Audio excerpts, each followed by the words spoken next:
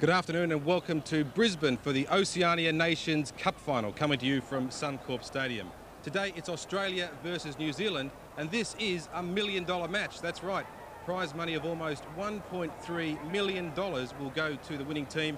Of course, they will go on to FIFA's Confederations Cup, that big money event scheduled to be played in Mexico in January next year. So plenty at stake today in the dollar terms and plenty in football terms, as I'm joined by our regular expert on SBS TV, Andy Harper. Good afternoon. G'day, Cole. How you going? Well, Andy, it's a balmy 26 degrees here in Brisbane. The fans haven't really come out in their droves, but there is a lot at stake today. There is. You alluded briefly to the money aspect, and certainly the coffers of all the Oceania Confederation teams would like to be stacked with that money. But the fact of the matter this afternoon is football pride. It's the 58th game between Australia and New Zealand, and that Trans-Tasman rivalry in about half an hour time will be reenacted. And of course, Andy, Australia is the runner-up of the previous Confederations Cup tournament. Of course, we got to the final only to lose 6-0 to Brazil. So I'm sure our guys, having had a great experience in Saudi Arabia in late '97, playing against Ronaldo and other superstars of the world game, want to win this game today and get back there. It was a tremendous tournament for us, the Confederations Cup Final Series last year, particularly on the back of our loss against Aaran, or loss without losing, if you like, in November against Aaran. So for the boys to regroup and go to Saudi Arabia and do so well against the world powers, and to hold Brazil to 0-0 in the lead up to the final was a tremendous tournament, and really good from the money aspect, as we said before. Andy, the team's just coming onto the arena now. We'll keep talking about the form because we have to go back to 1981 in a World Cup game to find the last time New Zealand beat Australia on Australian soil. Now that must make us red-hot favourites today. Yeah, the wedge has been driven between the two countries in footballing terms over the last decade and a bit. That certainly was the last time they had any joy against us, and we've seemed to go from power to power. But the New Zealanders are on their way back. They've got a number of players playing in Europe now, and well over half their team playing in our local Ericsson Cup competition. And on that basis, given that the Socceroos are also locally based, it should be a very keen encounter today. Yeah, it's a bit of a curiosity, Andy, because what's occurring is that the New Zealand team are in fact all overseas-based players. The Australians, for once, we're relying on local-based players. Usually it's the other way around in games between Australia and New Zealand. Yeah, certainly so. And the form leading into to this final today, the Kiwis have been a little bit stottery, and they've struggled against some of the lesser nations. But I'm sure all that will go out the window as they come against their arch rivals in world sport, and certainly in football terms, the soccer today. Andy, we will just take the few pictures here as the dignitaries, led by Charlie Dempsey, the president of the Oceania Confederation, is introduced to the players. But let's talk about the form here. The semi-finals on Friday night, we saw Australia having to labour a little bit over Tahiti, winning 4-1. The Kiwis, in a very physical battle, overcame Fiji 1-0. So neither team really, of the winning semi-finalists, neither team really put their hand up to say that they are in form. No, I think realistically, from Australia's point of view, Damien Mori can raise his hand and say he really, it was on the back of him that Australia got into the final. He scored 3 hat-tricks on the trot in this tournament and been going very, very well indeed. The Kiwis have struggled, as I said. They only beat Tahiti 1-0, and that was an own goal. They beat Fiji in the semi-final 1-0 to a very late goal, and they've really struggled to hit their straps. But I'm sure they'll go well today against the Australian side. And the Australians in their semi-final against Tahiti, Tahiti were most impressive. They had 3 midfielders who are exceptional talents, and they really gave us some grief in the centre of midfield on Friday night. But again, Damien Murray rose to the fore and stuck 3 away. OK, Andy, we will now take the national anthems of Australia and New Zealand. You are watching, if you just joined us, the final of the Oceania Nations Cup about to get underway. After the anthems, we'll pick up our commentators Paul Williams and Johnny Warren.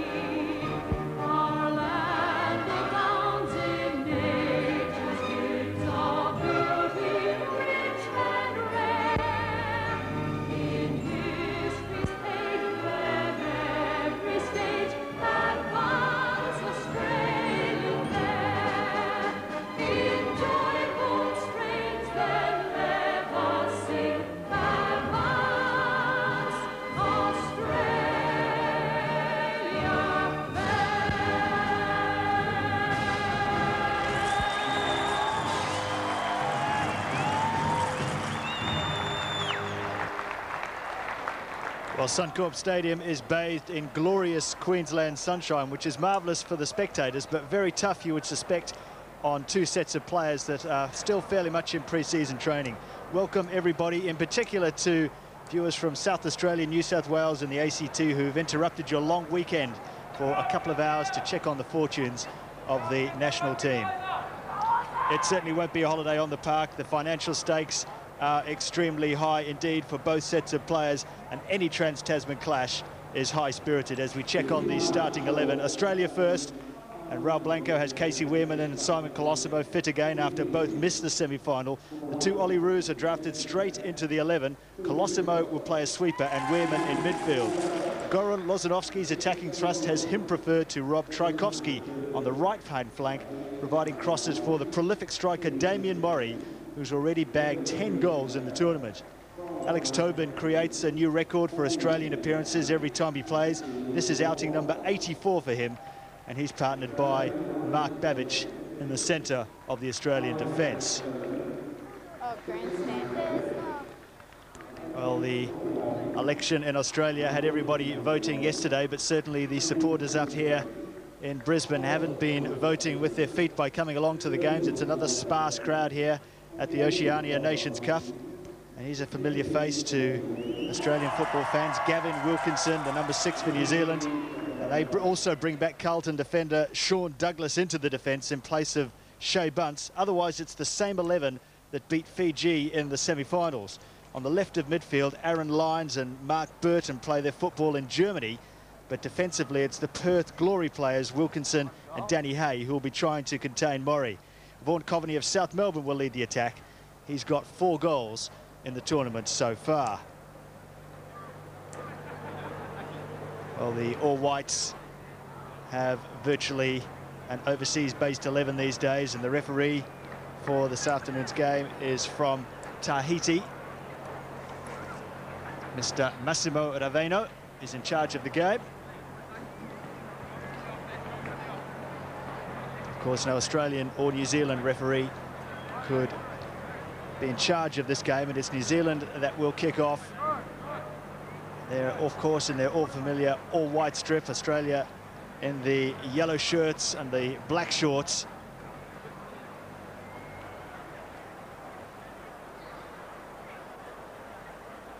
The shadow is slowly creeping across the Suncorp turf. I predict about 20 minutes into the game, the entire pitch will be bathed in shade, which will be of some relief to the players. And it really is a sign of the times in the region of Oceania. New Zealand's team is totally based with overseas players. Over half of them playing in Australia, the rest playing in other parts of the world, many of them in Europe. The Australians' 11 is a domestic-based 11, of course. But still in Europe, none of the New Zealanders have really cracked the big time playing for a major club. So Australia come into the game as warmish favourites. They haven't lost at home to New Zealand since 1981 in the World Cup qualifiers. And with me, of course, is Johnny Warren. And John, we can always expect, no matter what the circumstances or the 11s, a combative match between Australia and New Zealand. Yes, particularly today. I mean, you have the financial aspect. Neither New Zealand or Australia, this part of the world, play for such high stakes. And the other important thing, too, is should they qualify for the Confederations Cup, they get that excellent world-class opposition against the likes of Brazil, Mexico, Saudi Arabia, Egypt, France, Bolivia and USA. But important, more so one would think, for Australia to qualify today. All locally based players, but significantly quite a lot of our Olyroos players there, including Weirman on the ball there, and Colosimo also on the ball now. Simon Colosimo missed the semi-final. He had a virus that just wasn't quite prepared to be risked by the coach, Raul Blanco. But as soon as he was fit again, he was straight back into the side. Fausto Diamichis made way for him. It's Checkerley, wide on the left for Australia. Made his debut for Australia in this Oceania Nations Cup tournament. He's played in every game since, even managed to notch his first international goal as well in the 16-0 thrashing of the Cook Islands. Jason Batty on the ball, the goalkeeper, highly rated goalkeeper as well for New Zealand. Been playing his football in Ireland with Bohemians in recent times, though there is talk that he could be moving on from there shortly. Jackson in hard for New Zealand. The ball just going over the line before Checkerley could get there. Throw into the All Whites.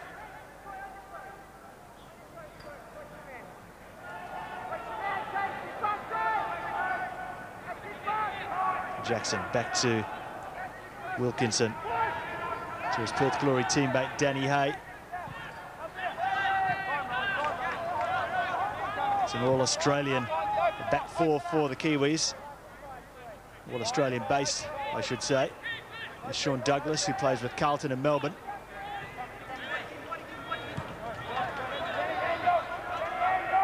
Wilkinson.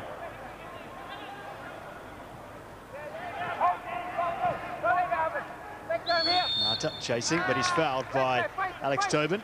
The Australian captain is not too happy with the decision. 84 times now Alex Tobin has played for his country, a record overtaking Paul Wade's record of 82 earlier on in the tournament. Got no intentions of looking to end his career too, Alex Tobin. He's quite happy to keep playing as long as he's picked. Free kick to New Zealand. The back post is Hay, climbing above his man, who was Alex Tobin, but he couldn't get behind the ball and direct it back across the goal. Danny Hay, who's a giant in defence, and his height causes problems in attack as well, as you can see.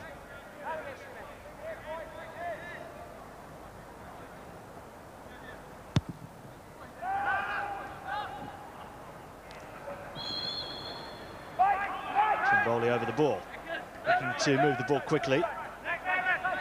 Weirman over the ball now, he takes it, the Brisbane Strikers midfielder. Burton takes over for New Zealand. Outside him is Aaran Lyons, the two German-based players.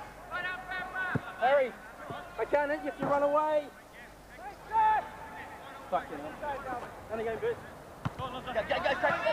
Lyons again. Knocked on by Atkinson.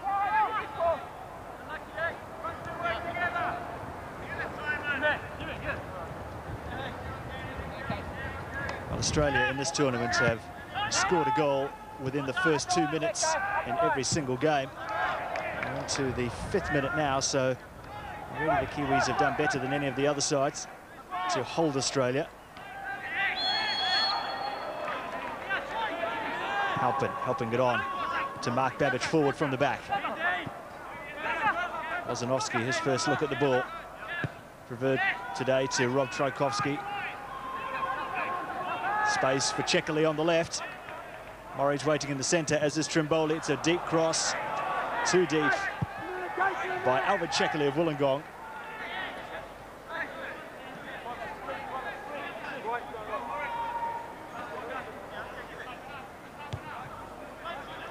Johnny, 5 minutes gone. It's hard to, I guess, summarise too much in the opening few minutes as both teams sort themselves out, but what have you seen so far? Well, New Zealand are going to make, at worst, they're going to make life very difficult for Australia. Well organised behind the ball. There are no secrets, as you said. The back four all from New Zealand all play in Australia, so they know how the Aussie boys play.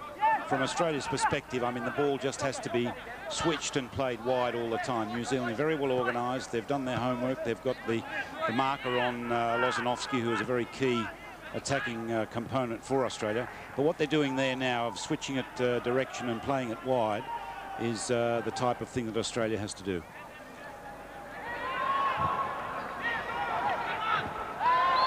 Weirman fouled there by his Brisbane Strikers teammate Chris Zoricic, and he'll be the first name to go into the referee's book. The right fullback for New Zealand.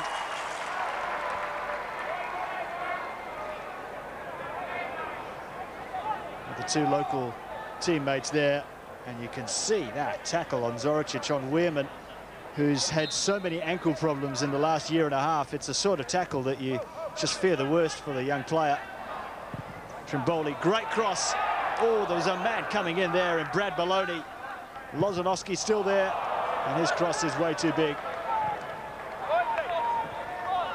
But just getting back to Casey Wehrman, he missed the entire last season because of that ankle problem, and he still walks with a slight limp even today. But he claims the injury is no problem anymore. Certainly when he runs, you don't notice the problems that he has.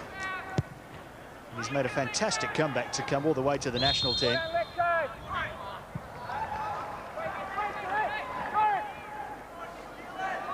Alex Tobin again, guilty of fouling his man. Harry Ngata and Vaughan Coveny up front for the New Zealanders. Ngata has played in New Zealand before, earlier on in the 90s with Brunswick Juventus. And Vaughan Coveny will be familiar to every Australian defender. Flipped over the top. Away by Colosimo. Ngata's underneath it. So is Tobin, the far taller opponent. Jackson spraying it out wide. And the shot comes in. Good shot as well. Right through a number of players to Jason Petkovic, who went down on the ball. And he held it closely to his chest. The first shot of the match, and it goes to the New Zealand side. Lozanowski for Australia. Back to Mark Babbage.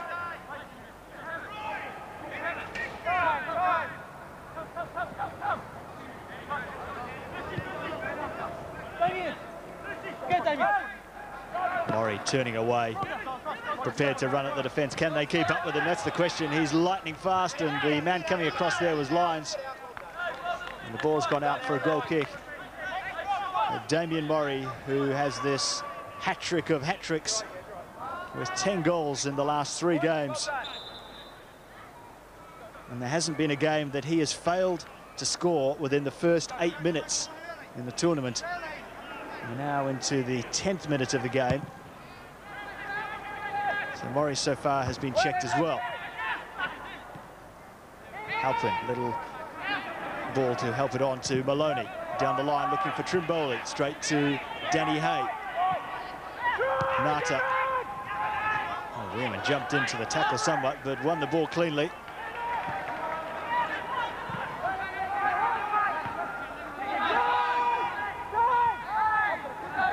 Certainly the feeling amongst the New Zealand side is that they quite fancy their chances of providing an upset here.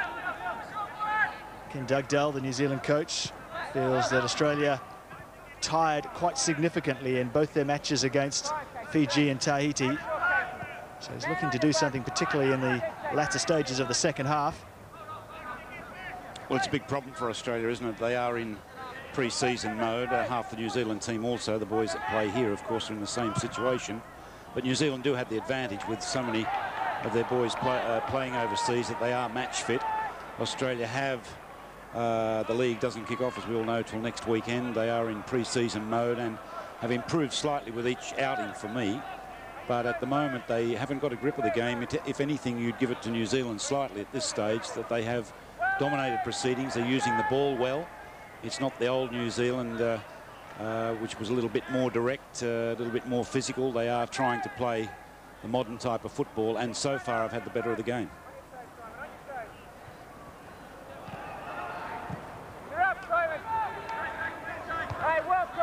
Colosimo dominating in the air at the back. And the free kick won't be allowed to be taken from there. I don't think. It was about 15 metres ahead of where the offence. It's the other way. It's the other way as well. And it's the other way as well, so.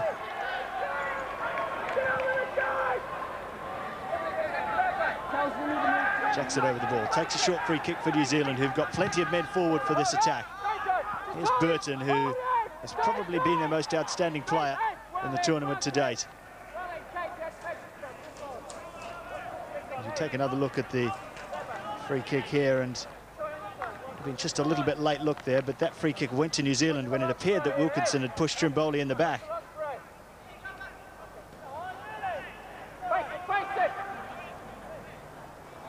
Zoricic to take the throw.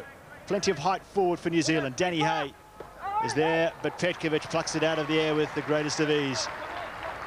It's a danger area for Australia, isn't it? To the likes of Wilkinson, Hay, Douglas, the set pieces, the corner kicks, the throw-ins like that. And Australia handle that one very well, but you do sense that that could be an area where Australia could be up against it this afternoon. New Zealand bench there. Glenn Gwynn in the centre. Trajanovski just next to him as the ball comes in. Another easy one for Jason Petkovic. He moves the ball on quickly to Chekali. Laney's inside him. Chekali goes long looking for Damien Mori. But that's the sort of ball that will be a welcome sight indeed to the New Zealand coaches and to the New Zealand defenders. Very easy for Danny Hay in the air.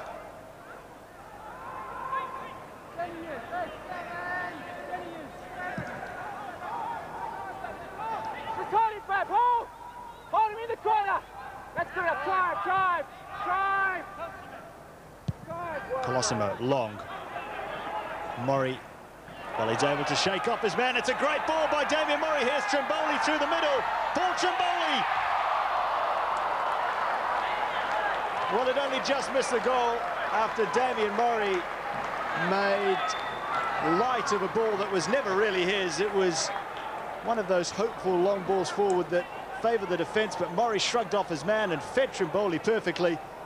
And the tackle came in just at the end to put Trimboli off, and we'll see here from this angle just how close it was.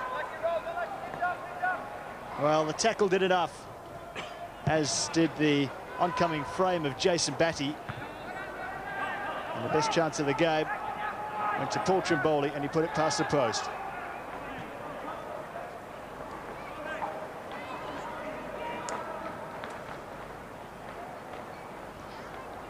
Just under 14 minutes gone here at Suncorp. Australia 0, New Zealand 0 if you've just joined us.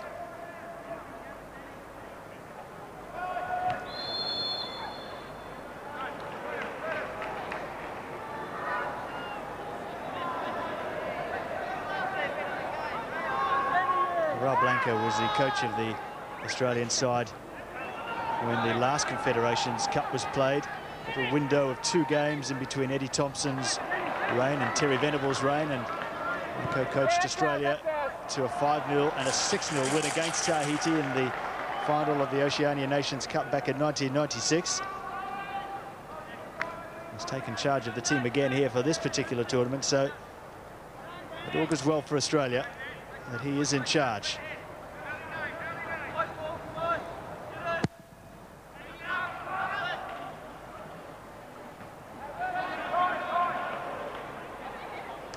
One interesting comment, John, to come out of the New Zealand camp during the week was the fact that they have given up the physical approach on the game. They normally come into these games prepared to really attack the Australians with a physical approach to the game as their best chance of upsetting the Aussies, but they appear to have given that away. Well, it might have got results against Australia because of that great rivalry, if you like, playing that way, but it doesn't give them any chance of advancing further in world football. I think it's good to see them trying to play the modern game, and with due respects at this stage, they have played slightly better for me than Australia. They're dominating the middle of the park. Australia is not in it at all. We haven't been able to get the likes of Lozanovski and Chikoli involved, and Halpin normally has a better grip on midfield, and so far that area is dominated by New Zealand. Good free kick, straight past the wall, and Petkovic watched it all the way.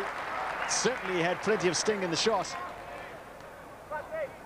And for the second time in the game, Zoricic has fired one in on Petkovic that's required a good save. So hot, in fact, that Petkovic couldn't hold it. It's a corner to New Zealand. Petkovic waiting to come off his line. He stays there. Hayes at the back post again. It's not a clever approach, if you like, but it's certainly a difficult one to defend against. Big men at the back post coming in late. Any Tapai there in the centre. Not available today because of injury. That's a blow to Australia. Well, Blanco was actually hoping that Tapai would be available in the semi-final, and he named him in the team when Australia were due to play Tahiti, but last minute had to withdraw him, and he's still not right, as you can see.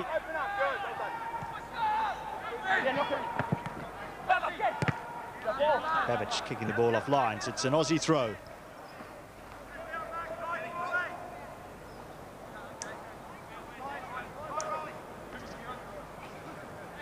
The Australia have scored 23 goals in the tournament so far, but they've also conceded 2. It's a couple of blemishes in the Australian defence, which has again given the New Zealanders hope of causing an upset here. Certainly in the semi-final against Tahiti, the Tahitians for a significant chunk of the second half had enough of the ball to cause Australia some real problems. Babbage on the ball. Too high for Trimboli, but it might favour Maloney, who was working forward from midfield.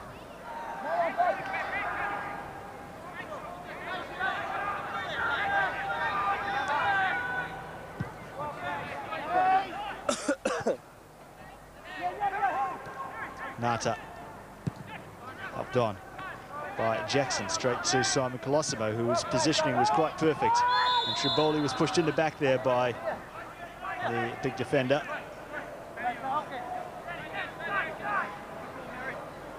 Well, Blanco started to get just a little bit animated as we're 18 minutes into the game, and Australia have only got one chance to show for their efforts so far. Colosimo forward. Mori just keeping the ball in. No one in the centre yet for Australia, though. Harper and Trimboli working their way in. Good ball across. No one in the centre of the goal. We had Trimboli at the near post and Harper deep at the far post.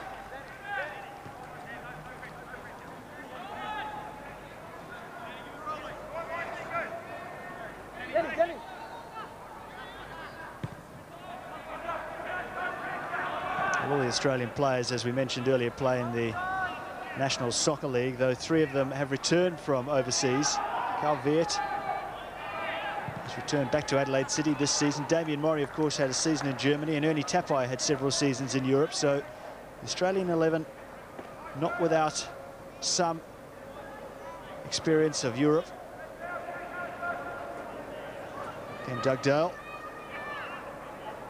the Kiwi coach.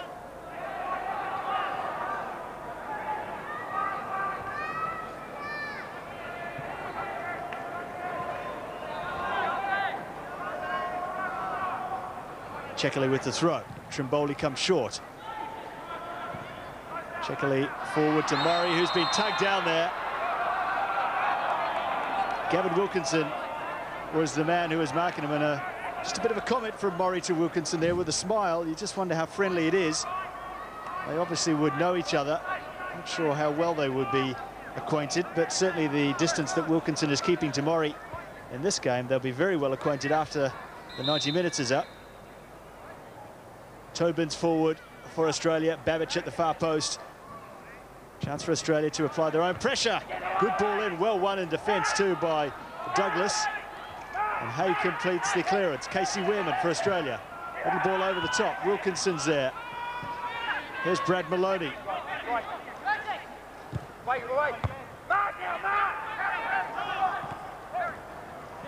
And the ball given away. Chekali forward, helping it on quickly to Weirman. 3 yellow shirts in the centre to the near post, and Batty came out and he dropped it. Trimboli was trying to pick up some crumbs. Anticipated the bounce in front of the goalkeeper, just making it a little bit difficult for Jason Batty to gather the ball. Australia starting to just fire a little bit better now. Certainly more of the game being played in New Zealand's half.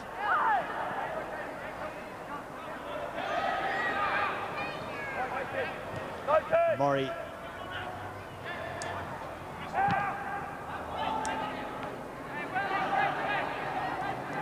Weirman holding off his man well. Prepared to take on his man in a tight spot as well, and that's what the applause came for from the local hero. Just running it over the line though.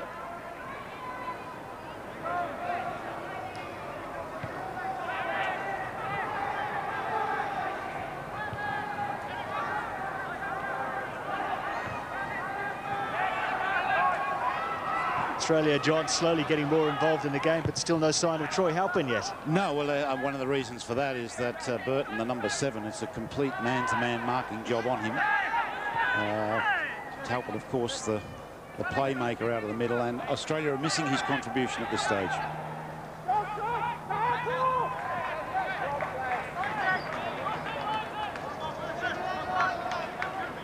Aaran Lyons for New Zealand, plays for Osnabrück in Germany.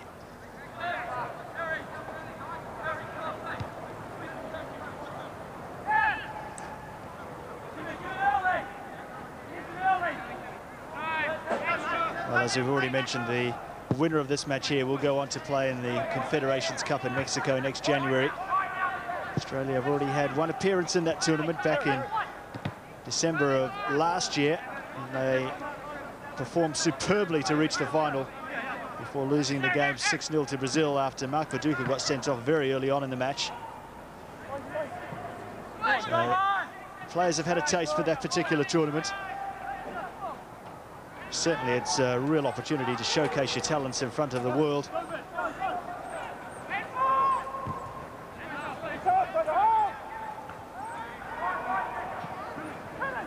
Trimboli, little layoff to Weirman, touched on to Halpin. Back to Weirman. Trimboli, Chekali's going outside him, turns back to Troy Halpin. Maloney will get there. Lozanovsky's waiting in support. Maloney turns, good cross from Brad Maloney. Well, certainly there's a distinct height advantage to the Kiwi defenders over Damien Mori and Paul Trimboli, though both are very adept in the air. It's a mistake by Colosimo. Coveny running at Tobin, only one to beat now, and it's a through ball there. Chance for New Zealand here, and a goal to New Zealand.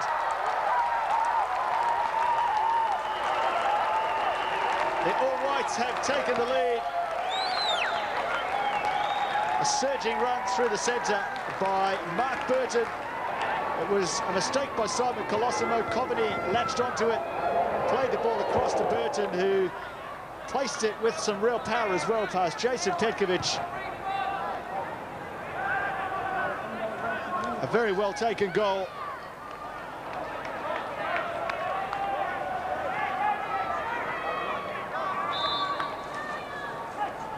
Just when Australia appeared to be getting back into the game, John, they go a goal down. Still, I mean, to be fair, you can't begrudge New Zealand the lead. I've felt that they've known a lot more what they're about, what we've seen so far today, than Australia. They're better organised. They seem to have a more definite plan. Australia really haven't been able to play the ball out from the back. They haven't been able to get any width about their attacks either side of the pitch.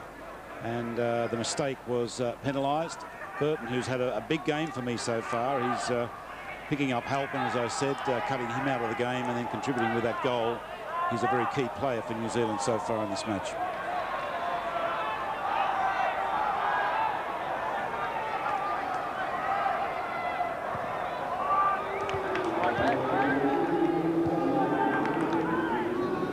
Well, all of a sudden, Ken Dugdale and his side have now got something to hang on to in the game. It's Australia who must very much take the game to the Kiwis now. There's plenty of time left in the match. Well over an hour to go. It's just a little bit more pressure on the Socceroos now to produce more from an attacking sense. Well, the disturbing thing, and it would be for Raul as well, is that we've only had really created the one chance. And it's come from a dominance across the middle, that middle five of the park, where we've seen very little of the Aussies and heaps of New Zealand. Burton again on the ball here, is having, as I mentioned earlier, having a big game and exerting a lot of influence and cutting Australia out in that very important department. That's a very nice switch of play too to Aaran Lyons, who's into the penalty area. Lyons across. Ngata was making his way into the centre, but just couldn't get to the ball across by Aaran Lyons. But where was his marker? Lyons totally free. Lozanovsky arriving very late indeed, and the Kiwis could have been two up there. And that would be a mountain for New Zealand to climb. Australia, rather.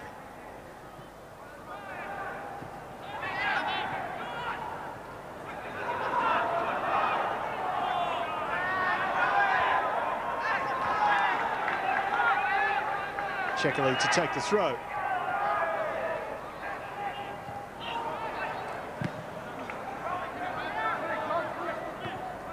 One in the air by Coveny. Coveny takes over again. Knocked on by Atkinson down the line for Harry Ngata, but it's run through to the goalkeeper. Jason Petkovic, who made his debut against New Zealand back in 1995.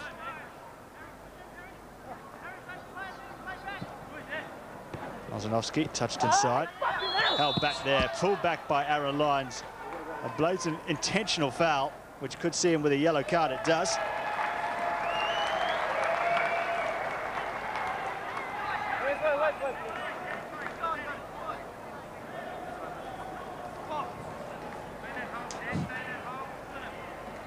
It was nice play by Lozanovsky, just eluding his marker with the little touch, but he couldn't continue his run because he was impeded. An easy high ball again for Douglas. Weeman on the ball for Australia, switching it nicely. Here's Maloney in some space with Chickley outside him. Alvin Chickley, the Wollongong Wolves midfielder. Oh, that would have hurt, as you can hear by the crowd. It was Zoricic who got the ball right in the painful part of the body. And he's gone in there as a bit of retribution perhaps there on Alvin Chickley. The tackle from behind, and Zoricic will have to watch himself. Already been involved in a couple of tackles and already on a yellow card. Bad foul, that one on Chickley.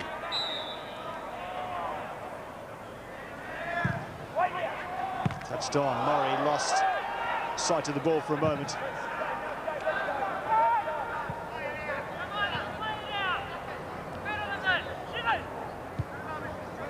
I guess one talking point, John, given that the season's just about to start in Australia, could be how the laws of the game that were changed in the World Cup in France in '98 will be adapted to local competitions around the world. We've seen a couple of tackles from behind today already that maybe in the World Cup would have seen a more severe penalty. Well, it's supposed to be sent off. The last one by Zoricic was a send-off, wasn't it? The tackle from behind. Let's hope they do, because the purpose is correct one. It does encourage the attacking play. It does prevent the injury to the player. The player doesn't expect the tackle from behind. And let's hope it does so. But on what we've seen in the game here so far, and one must say early in the tournament, there really hasn't been the anticipated clampdown on that very dangerous tackle from behind.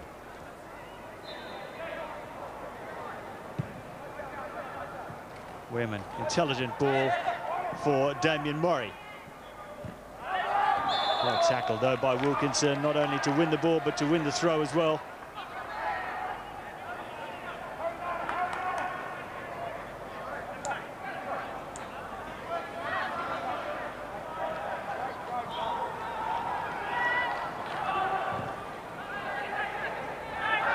Now Weirman in on Jackson. A yellow card, the first of the game, to an Australian player. The Tahitian referee handing out a few in the last 2 or 3 minutes. And Jackson, who came into the game with a badly injured left ankle, he hobbled off against Fiji in the semi-final and hasn't trained since. He's been up both nights apparently icing it, and his coach Ken Dugdale was more concerned about his lack of sleep than his bad ankle. Such was the keenness of Jackson to take part in the game.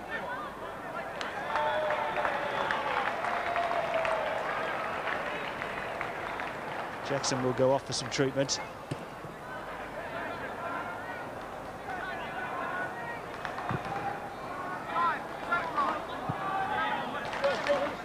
Sean Douglas for the Kiwis. Back to Hay. Ngata. It was touched on to Lyons, causing problems again down the left, but Colosimo read the bounce perfectly. Lyons just keeps the ball in. Now it goes out. It's a good battle down this near side with Lozanovsky and Aaran Lyons, both similar types of players. Both love to get forward, both good crosses of the ball. And it's an indication of the balance of the game that Lyons has had the better of that duel. It's needless to say, for Australia, we need Lozanovsky getting forward, getting in those great crosses, but Lyons has limited him so far. And in that one-on-one battle, not only because of that one-on-one, but the fact that New Zealand are dominating out of midfield, and they are playing the ball. They're building their attack up a lot better than Australia, is the reasons that he's on top of Lozanowski at this stage. Trimboli, Halpin involved. This is better from Australia. Mori touching it off. Weirman turning away. 3 men on the left-hand side. Chekali free. Best move of the game for Australia so far until the final ball came in from Alvin Chekali. But certainly the little interchange there between Halpin and Trimboli. So we're on about earlier, Paul, about switching the direction of the attack and getting it wide. And, of course, what's letting Australia down when they've got in the few occasions they've got in this position so far has been the poor final cross. It goes without saying it has to be much better than that. And Australia have had 5 or 6 of those situations which they really, a goal behind, can't afford to waste.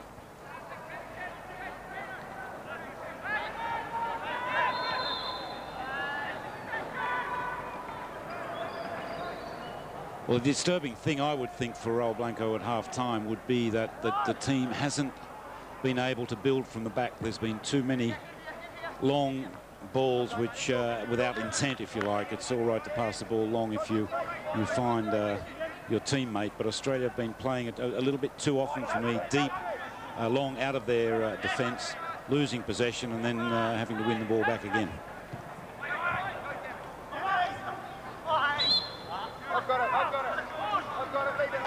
Casey Weirman, the culprit there. But just before that, he showed his willingness to go past players, a real asset of his. So good at just gliding past players and taking the ball into attacking positions. And Burton not too bad at that either, and he's put Aaran Lyons in down the left, and it's a easy cross for Petkovic. Ngata was working his way in, and Petkovic would have had one eye on him.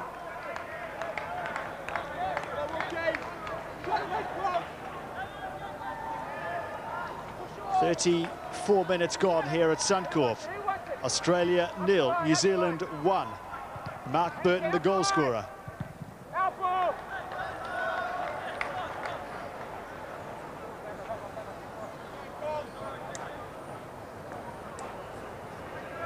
Alvin Chekali, the first player from Wollongong to play for Australia since Steve O'Connor. It's a great honour for the Wollongong club, and they also had Matt Horsley on the standby list as well as Scott Chipperfield in the squad. So heady days for the Wollongong Wolves.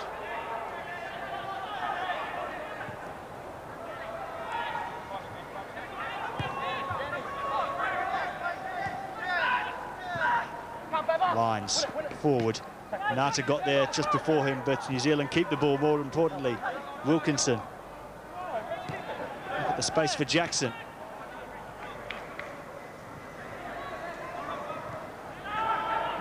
Certainly it's some composed football that we're seeing from New Zealand. Ngata. Chekali got there first. Trimboli now. Turning inside. Weirman wasn't really expecting it, but he's kept it. Trimboli. Halpin. Lozanowski's free on the right-hand side, but the ball won't get there.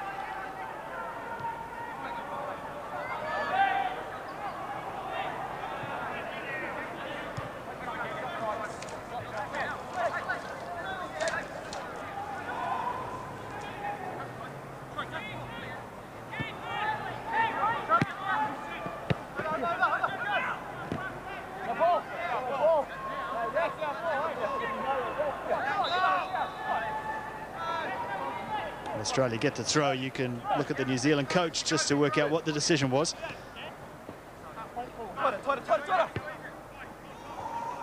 Mori, who's been very well checked so far by Wilkinson, who's gone everywhere that Mori has gone.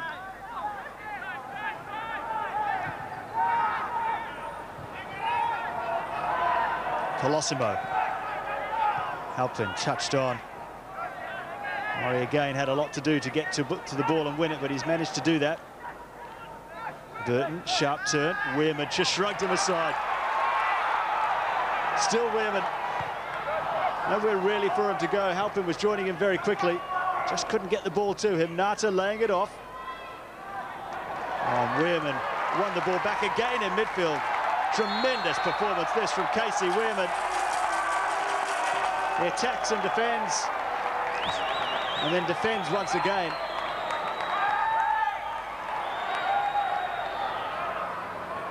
Checkerley now for Australia. Mori at the near post! Well, that is the danger of Damien Mori. A fairly innocuous-looking ball into the area from Albert Checkerley. But Mori is just a master at making something out of nothing.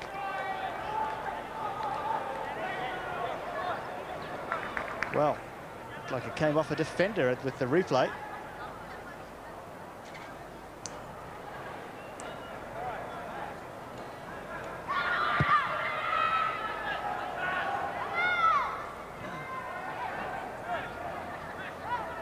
Just over 7 minutes to go till the half-time break, and Australia have a lot to establish at half-time with the coaching staff. It's a good shot as well, and Petkovic called into action, not for the first time in the game, to save from long range. And Chris Jackson there let one go from all of 25 metres off the left foot.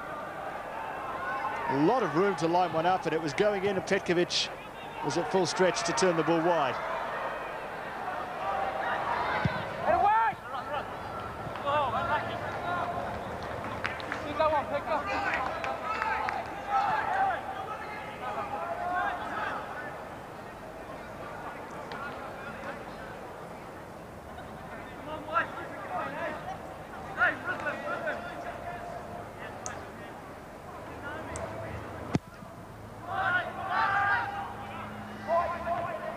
Wins it in the air, but he's fouled. A bit of urgency starting to show on the faces of the Australian captain, Alex Tobin, wanting to move the ball quickly. Maloney, Weirman, who's been with the pick of the bunch for Australia in the first half. Wilkinson again tangling with Mori and getting the better of him.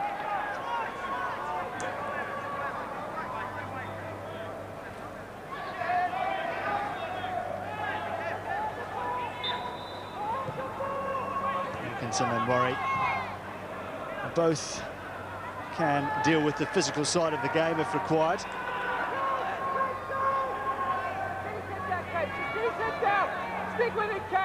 Burton for New Zealand. Surrounded by Australians, but he does well to get past two of them, but not the third in Simon Colosimo.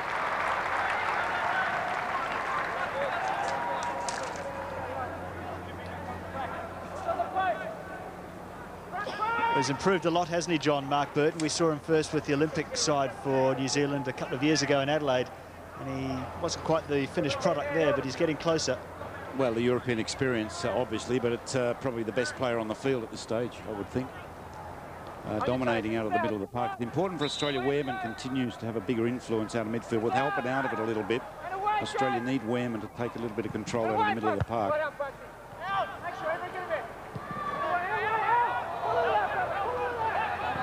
Wilkinson chases. And for once, he has a defender right behind him. So he knows how it feels now for Damien Mori. Wilkinson to take the throw. New Zealand in control of the game with that one goal by Burton.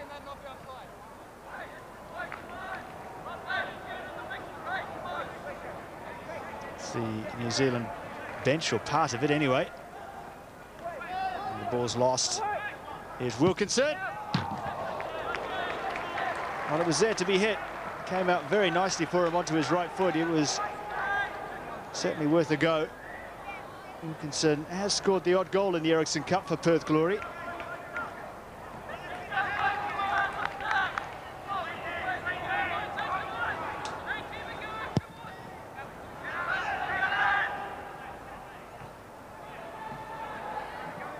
Trimboli helping it on. Clever idea by Trimboli. Certainly would have caught the defence out, but just a little bit overhit.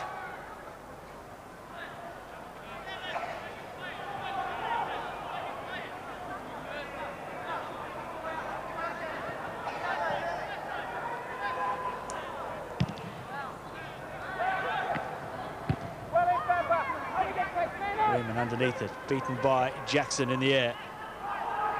Atkinson helps it on.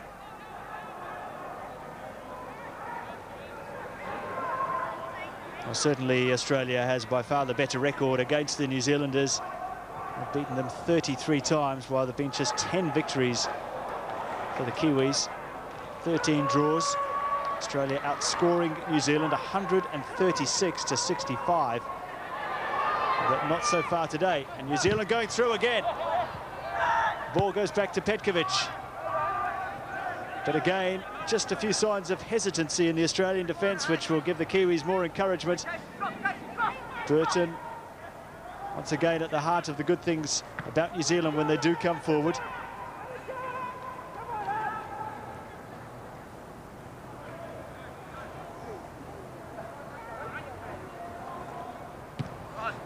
Burton.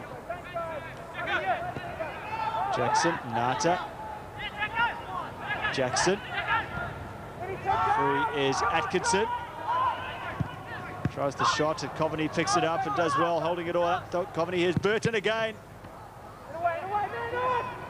Harper clearing the ball for Australia. Mori trying to get on the end of it. For once, just shaking off Wilkinson. And looking to the referee there for a free kick, Daniel Mori, and I'm not sure that he didn't have a good case for it, as Wilkinson just obstructed him as he ran onto the ball. Douglas right into the back of Paul Trimboli, the Australian number 10. Well, Australia need his cunning and his experience now. Lozanovsky over the ball. Two men in the New Zealand wall. Trimboli drags one away to make it one. That's too big. And another wasted opportunity.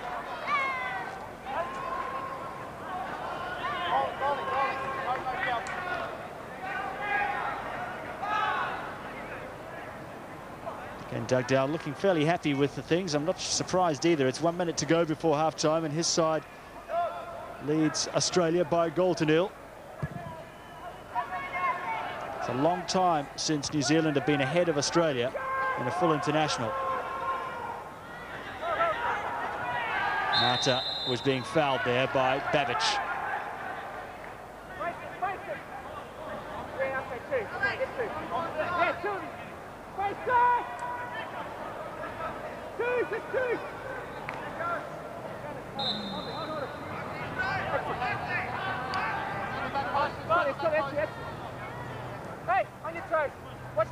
Two in the wall. Fairly straightforward save for Petkovic, who just lets it go past his post. A shot coming in from Lyons. And a lot for Australia to do at half-time. Raul Blanco and Les Shines are going to have their work cut out, because Australia have been behind. This 1-0 lead to New Zealand, to me, is a fair reflection on the game. They've been better in all departments. They have created more opportunities and deserved to lead. Australia, for their part, not enough cohesion. The middle of the park, we've been outplayed across the middle five, if we could put it that way. We've had very little action of players getting forward, creating opportunities for Mori or Trimboli, and the real lack of playing the ball out at the back. So a lot of work for Australia to do in the second half. New Zealand, for me anyhow, deservedly ahead by 1 goal as we come up to half-time.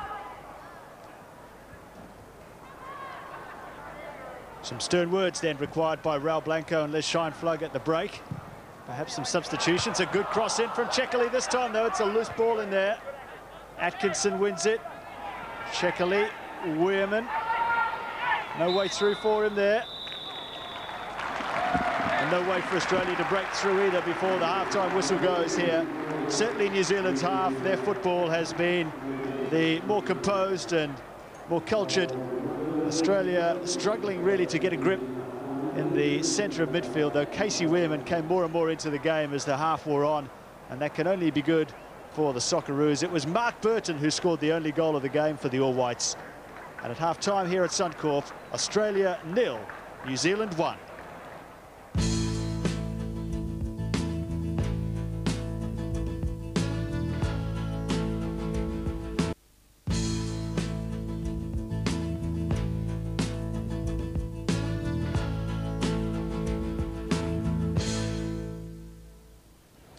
Welcome back to Brisbane and our coverage of the Oceania Nations Cup. It's half-time. If you've just joined us, the score, unfortunately for Socceroo fans, is New Zealand 1, Australia 0.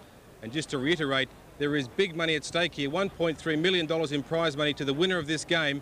by virtue of the fact that that team will represent Oceania at the very lucrative Confederations Cup in Mexico next January. So the Socceroos in trouble at half-time, Andy Harper, because not only are they behind on the scoreboard, they're playing, I would say, poorly. That's not to take too much away from the All Whites. No, New Zealand are certainly up for this game, there's no doubt about that, and the Australians will certainly need to up the tempo in the second half. The Kiwis, on the one hand, have got 11 players making a contribution, and unfortunately for the Australian national cause, there's only about 7 or 8 making a contribution, so that needs to be rectified at half-time. The Socceroos do seem flat. We know they did fade away in the game against Tahiti and Fiji earlier in the tournament. Fitness may be a factor, but I'm sure this lack of a big hype of the crowd is affecting them because they just seem to lack that passion of what we should be seeing in a big international game. Yeah, possibly so. That could well be so, but I feel the same problems against Tahiti when we lost control of the midfield, albeit 3 Tahitian excellent midfielders I alluded to before the kick-off. But we haven't got it in midfield today. I think Casey Weirman's going well with the ball, and Brad Maloney's taking up some good positions, but we're not getting the ball to Bugsy in those particular positions. Troy Halpin, I haven't been privileged to hear Paul Williams' commentary in the first half, but I'd be surprised if Troy's name's figured terribly much, and certainly Raul Blanco has been remonstrating with Troy from the sideline. Yeah, certainly Casey Weirman carrying more than his load. There's quite a few passengers on his shoulders. We may see some changes, I think, for the second half. But Andy, let's talk about the goal first of all. After 23 minutes, an error by Simon Colosimo set off the danger for Australia, and we never recovered. No, we didn't, and there's no surprise that the goal should figure Vaughan Coveny so prominently. He's isolated Alec Tobin here one-on-one and skinned him nicely. Simon, we can see, has recovered well. And then Casey inadvertently has set up Mark Lyons. There's no fault on Casey's part there at all. Sorry, that was Mark Burton. But as I said, no surprise for Vaughan Coveny because he's been the focal point for mine. The Kiwis are going direct route. They're trying to get the physical presence of Vaughan Coveny against the 2 central defenders of Australia and get the crumbs off that particular contest, and it's working ever so well. And down the left-hand side for New Zealand, this Aaran Lyons, who's plying his trade in Germany at the moment, is giving all sorts of grief to the right-hand side of the Australian defence. I think the key tactic by the All Whites is to keep the tempo of the game low, because what that means is that they can regroup, get behind the ball very easily, and what it means is they're giving Australia possession deep in our own half where we don't need it. By the time we do build up, and we are building up very erratically, as you say, guys like Mori and Trimboli are absolutely smothered. So we've got to lift the tempo of the game, number one, and then get those ball players like the Halpins, the Maloneys, Lozanovskis into the game. Well, that's if Troy comes out for the second half. That'll be very interesting. But you're certainly right. The Kiwis had the better of the territory in the first half. But strangely, as the first half went on, they started to play more of the football, which was not the scenario we would have expected before kick-off. In terms of technique, the Australians are far more accomplished according to the paper books anyway, and certainly the Kiwis are really taking it to them in that instance. We need a lot more from midfield, just a lot more oomph, a lot more penetration, as it were, and still Damien Mori, though, he does look dangerous. Even though things haven't been going for the Australians, he can really pull one out of nowhere. I think work rate as well. We're down watching the game from halfway, and I can see the New Zealand players sweating and urging each other on.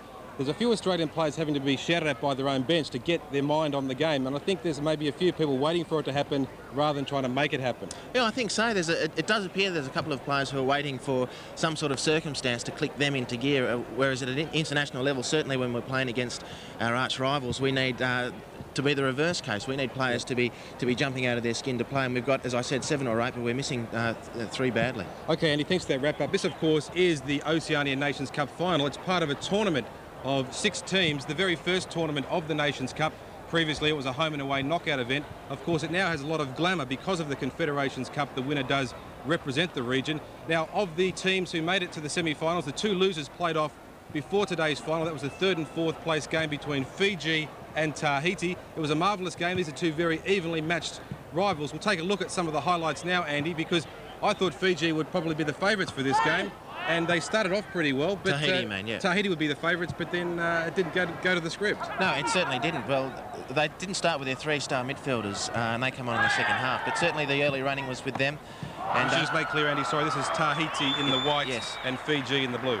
Yeah, they had all the early possession and a great break from a defensive position here from Amaru, the boy's name is. He's got on a good shot after beating 3 or 4 players, and a great save from the keeper. And this is still early in the game, and Labaste, who scored against the Australians midweek, figuring a nice 1-2, and again forcing a handy piece of work from the goalkeeper. And really, to be honest, it was all Tahiti at this stage, even though they had gaping holes in the defence, which over a 5-minute period with 3 attacks, the Fijians managed to exploit. Here's a disallowed goal, which could have taken it made the half-time score even more embarrassing for the Tahitians. As it was 4-0 at half-time, and those goals for the Fijians will be coming up now. The Marcy brothers were prominent. Here's Asala Marcy, and it's coming down to the right-hand side now with Manoa Marcy, who breaks in the inside, a la Paulo Roberto Falcao of Brazil, to slam it into the far post. And that was 1-0, certainly against the run of the play, if you like, because it certainly wasn't a defensive exhibition out there before the main game today. It was a lot of free-flowing football, which was good to watch, but that's an excellent finish. Great goal, Andy, by Massey. And of course, these two teams qualified by winning their respective inter-regional cups. I'll just let you talk through this goal. This is Manoa Marcy again setting down up the right-hand side, and Shalin Lal, the number 8, breaking from midfield to finish it off. And Tahiti were all at sea in the left-hand side of their defence. The Fijians had complete right of passage down there, all their goals, in fact. Here we come with another one. Manoa Marcy having an absolute field day, linking up with his brother, Asala. And the goalkeeper perhaps swatting at flies there, but nevertheless, there's 3-0, and the Fijians looking very good. But the left-hand side of Tahiti's defence was porous, to say the least. We should point out, Andy, that on their way to this tournament, as we see now the 4th goal, very easy, but at that stage Tahiti had just lost the plot for a moment. Of course, Fiji are the Melanesian champions. They won the Melanesian Cup to qualify for this, and Fiji are the Fiji the Polynesian champions. Sorry, let me get that straight. Tahiti are the Polynesian champions. Right. Fiji are the Melanesian champions. This is second half action now, where the comeback started. 3 substitutions at half-time, Andy. The Tahitians decided to get serious about things, put their gun players on, and they came storming back.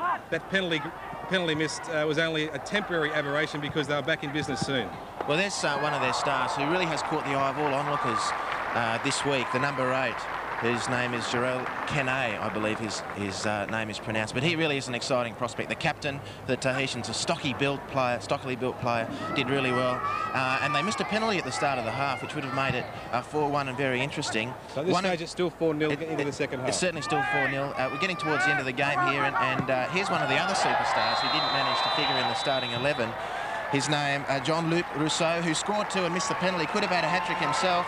And it certainly was an exciting finish to an entertaining playoff for 3rd and 4th. So this was 4-1 to Tahiti, and when it was all too late, they decided to play, didn't they? They got another one, and Big Labaste again putting his body on the line up front, and Jean-Luc Rousseau again heading in the rebound off the keeper, and he's pretty keen. He thinks with 5 minutes to go, the Tahitians are with the show, but unfortunately for them it wasn't. Congratulations to Fiji. So that is the result of the 3rd and 4th place playoff in the Oceania Nations Cup. Fiji 4, Tahiti 2, and that's a great result for Fiji because I'm sure they would have thought they were pretty evenly matched. We can now pick up the second half action. Remember, this is the final of the Oceania Nations Cup. Prestige at stake, a lot of money at stake. Let's go back to our commentators with New Zealand leading Australia 1-0, our commentators Paul Williams and Johnny Warren.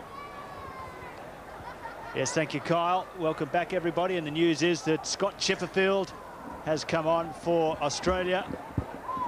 Just trying to work out now, it looks like Goran Lozanovski has made way. So Chipperfield will come on the left-hand side of midfield for the Socceroos. It looks like Brad Maloney has moved over to the right flank in place of Lozanovski over there.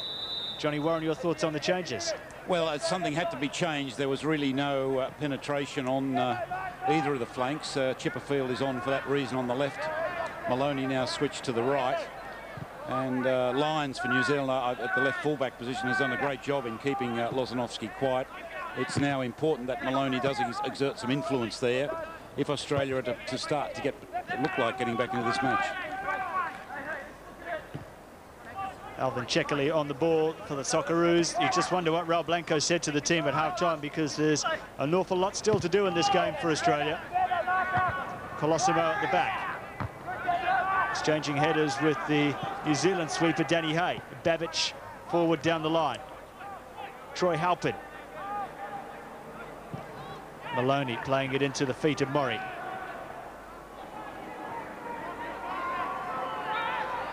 Burton getting past a couple very nicely indeed. Upping it onto Lyons, who's in space down the left.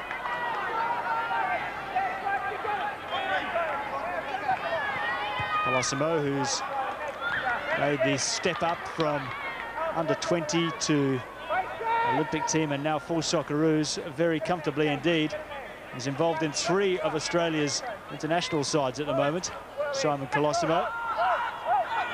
Went to Blackburn Rovers earlier on in the year for a trial, and he's currently trying to get his Italian passport organised, so perhaps he is on his way to Europe in the near future. We shall see. Weirman winning the ball back for Australia.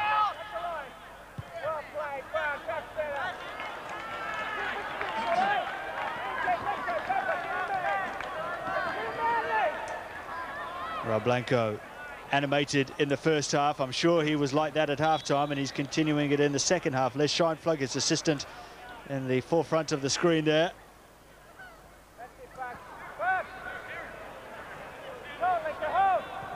Harry Ngata on the ball for New Zealand, and it's an Australian throw.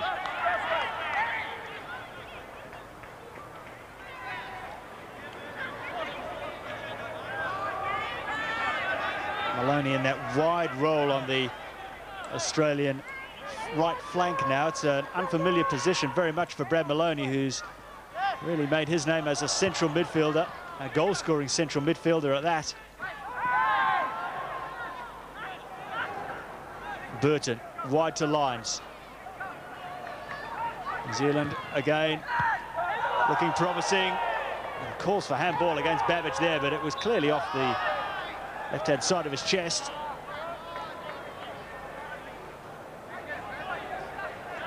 And Ken Dugdale and Mick Waite, his assistant, they know now that they have a great victory against Australia within their sights.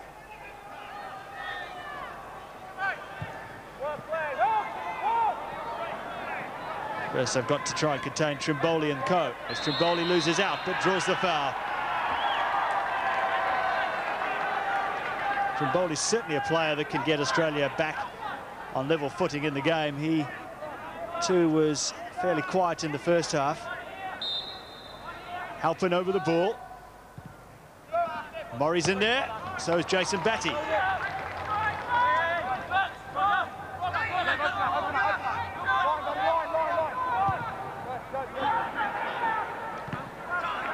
Lines picks the ball up for New Zealand. Stolen by Maloney. Certainly the urgency of the Socceroos seems a little bit more intense in this first 4 minutes of the second half. Jason Batty and Harry Ngata, the striker, play for the Bohemians club in Ireland. They followed the former New Zealand coach Joe McGrath over to Ireland when he left the All Whites post. Joe McGrath was sacked just recently, and now Ngata and Batty won't be too far behind him, apparently.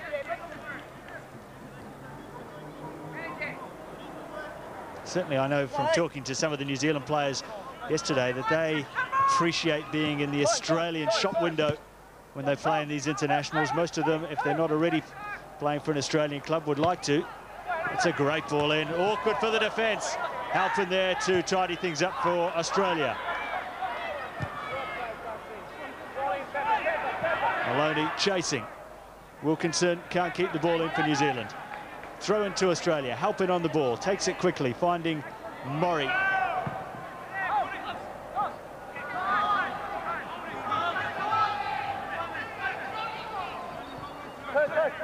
Chipperfield. First touch since he's come on as substitute. Mori. Always keen to run at his man and got past Wilkinson. Positive play from Damien Mori. He is the sort of player, no matter what the circumstances, he doesn't change his game. He still is prepared to run at defenders and cause them problems. And Babbage and Tobin are making their way up to the back post. Australia have 6 men in the New Zealand penalty area as Casey Weirman shapes up to take the free kick. No one at the back post for Australia.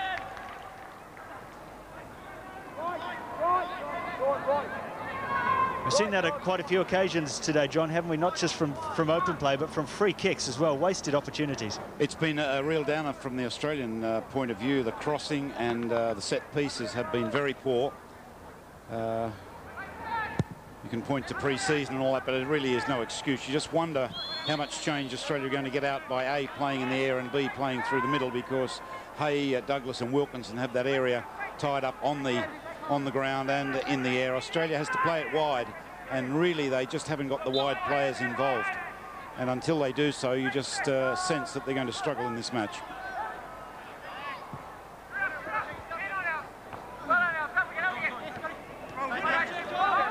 Chipperfield taking up the cause for Australia.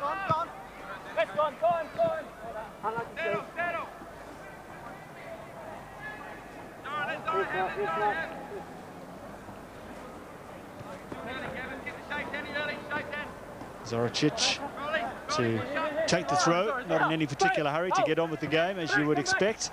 Chipperfield touches inside. There's Chekali. Again, Mori has a lot to do to get onto the ball. Wilkinson's under pressure. Pressure 12. Gave the ball straight to Casey Wehrman. Mori turning away from Wilkinson, totally bamboozling the Kiwi defender.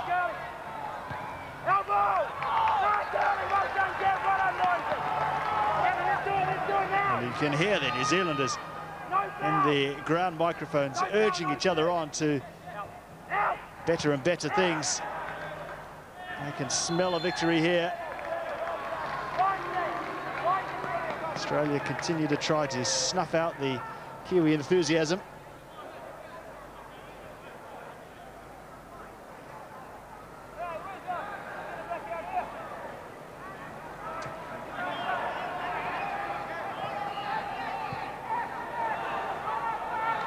Maloney won the ball back well for Australia. Colosimo over the top to Tobin. He's got Chekali outside him. Chipperfield with two men right behind him. Did well to just retain possession there. Scott Chipperfield.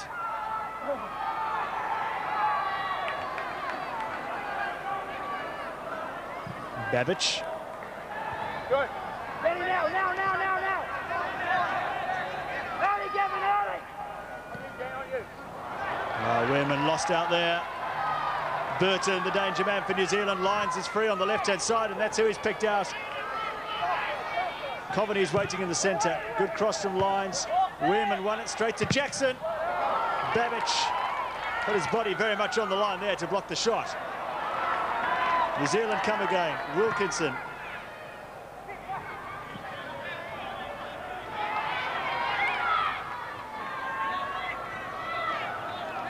Well, no sign that the Kiwis are slowing down.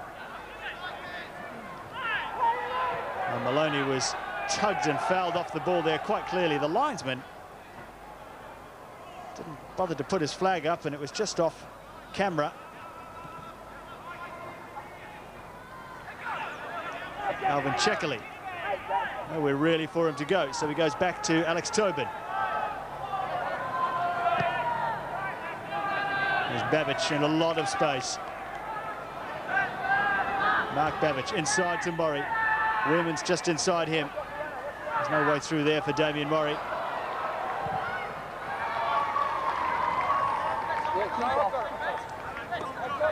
Certainly, John, the tempo is picked up from Australia's perspective. It has, but New Zealand's still going to make it very difficult. They're very well organised, and I think Australia tactically are playing into their hands. We mentioned that central trio of Hay, Douglas, Wilkinson, very, very strong in the air, whereas for Mori and Trimboli, it's not their game, is it, to win balls in the air, and Australia really not playing it correctly in that respect, but they're preventing the wide players getting forward with Zoricic on this right-hand side and Lyons on the other side. And you feel that Australia do need a change in their personnel, perhaps, particularly out of midfield, if they're to turn this game around, because with each passing minute now, New Zealand get the smell of an upset, what we'd consider an upset, and they're going to be more and more difficult as this time moves on to upset. So Australia need a goal, and they need it quickly. On the bench for the Socceroos, Calvert, Chris Trajanowski, Justo Diamichis as potential offensive players that Raul Blanco could introduce into the game.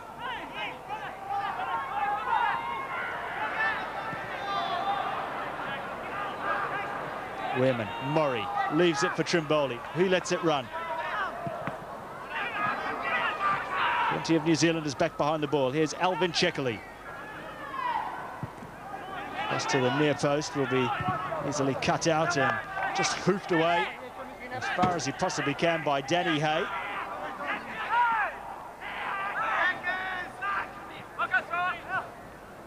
Checkley again. Trimboli. Weirman. Straight to Jackson. Weirman wins it back. Chipperfield. Trimboli. Halpin. Australia with plenty of the ball. Damien Murray's in there. Well, Murray and Wilkinson were wrestling in the area, and the free kick went against the Australian number 9.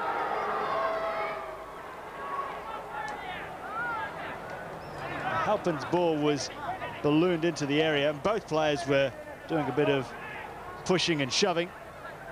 It's another case, Paul, of the cross coming from the wrong position. I mean, Australia are not going to score goals with crosses from deep.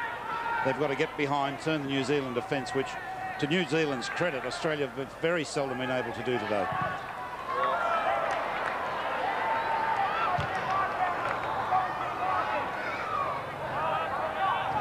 Once you turn them, of course, the delivery of the ball from the flank can come along the ground, which is the game for Trimboli and Mori to convert, not balls played out of midfield high, where Wilkinson and Douglas Hay and company are just going to eat those up all day.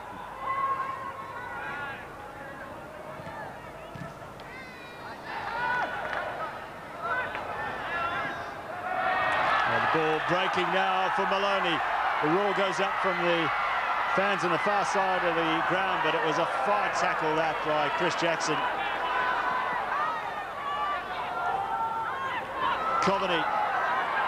Plenty of New Zealanders forward. Here's Burton again. And a great saving tackle that by Colosimo. It had to be timed to perfection, and it was. Mori now. Touched on for Weirman. Trimboli's in free out wide on the right, and Murray's gone through the centre. Still plenty of work to do. Damien Mori curling it! Well, superb try that from Damien Mori. He had 3 defenders between him and the goal. There was no point in trying to take them on, so he went for placement. A clever idea. Batty was beaten, but the ball went past the outside of the post. And a rare moment for Damien Mori in the match without Gavin Wilkinson right next to him.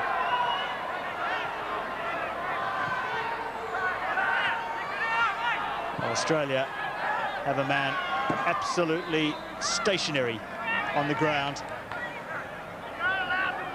Looks like Alex Tobin, perhaps. He hasn't moved since he went down in that challenge. Yes, it is Tobin, and the stretcher comes on immediately. And cover at the back for Australia is in the form of Glenn Gwynn. And Dominic Longo, perhaps another possibility for Raul Blanco, but Tobin is knocked out. He's out cold.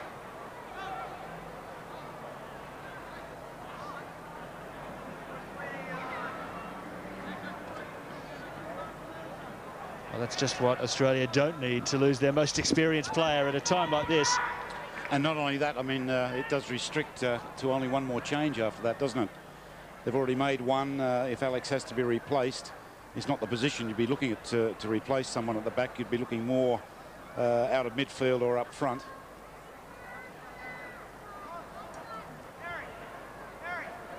Well, perhaps Raul Blanco, Chris Trajanowski in the shot there, looking to go man on man at the back, perhaps just to get an extra attacking player on.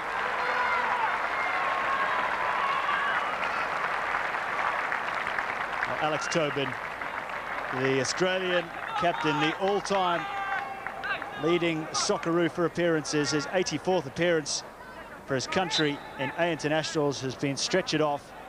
It's highly unlikely he'll take any further part in the game. And the change will be made. And it's the number 15, Dominic Longo, the Marconi man, who comes on at a very crucial time.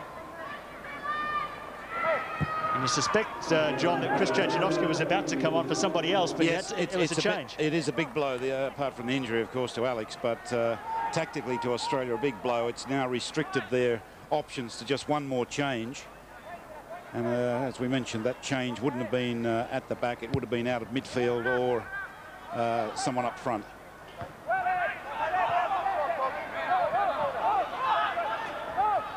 Coveny turning away, playing across. Ngata can't get there. There's Damien Mori touching it onto Trimboli. Back to Mori. Surging run, thundering down at the New Zealand defence. But he showed far too much of the ball to Danny Hay. And Lyons takes up the cause for New Zealand. It's a good contest, certainly wide open. Certainly both teams now have got the bit between the mouth. 62.5 minutes gone, so Australia are feeling the pinch even more and more as every second ticks over. Jackson for New Zealand. Ngata playing on. Trimboli can't get to the ball unless he can keep this one in, which he can't.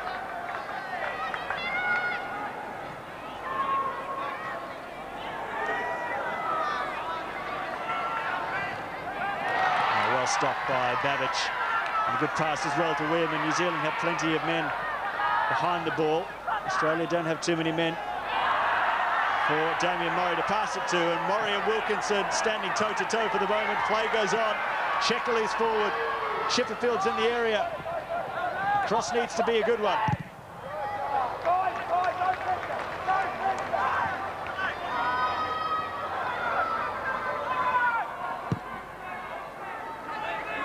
It's a fine switch ball there from Zoricic to Burton, of all people, free on the left-hand side. Burton taking on Babbage. Here's Lyons, in no hurry to join in. Ngata, and that will be an Australian ball. And Chris Trajanowski, it looks like, about to come on in place of Troy Halpin.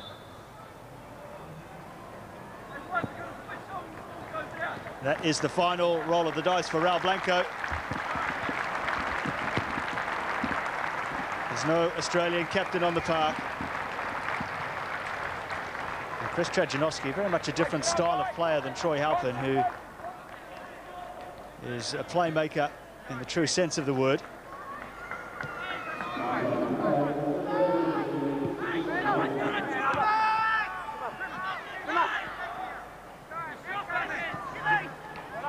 Colosimo forward, past a couple. Sheckley free on the left. Colosimo again. Great play by the youngster. Still Simon Colosimo going all the way himself, perhaps. Still Colosimo! Brilliant save by Jason Batty, but Simon Colosimo's weaving run was absolutely outstanding. More of what Australia needs. Mori touches off to Trimboli.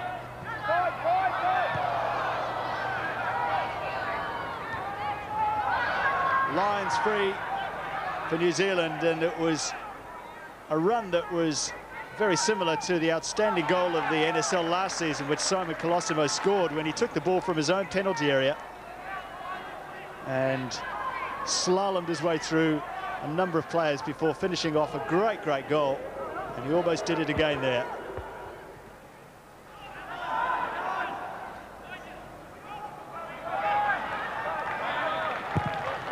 And he's going to have to do it a lot more. He's have to inject himself into the attack. I mean, the clock is starting to wind down now for Australia.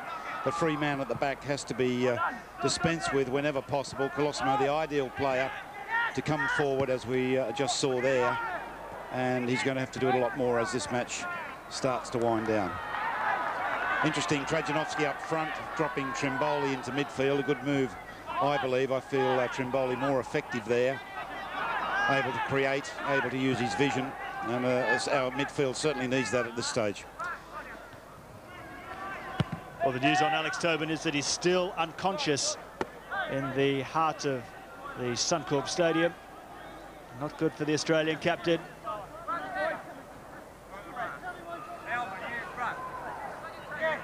Damien Mori and Chris Trajadovski leading the way in attack now for the Socceroos. They need something, and they need it quickly. 21 minutes gone in the second half. New Zealand 1, Australia 0. Longo, a bad mistake. Maloney keeps the ball in. Trimboli, Weirman. Certainly Australia prepared to play out from all positions, and it's great play by the Socceroos as well as Weirman comes forward. Still Weirman on. Well, he's so hungry, Casey Weirman. Such a tenacious young man.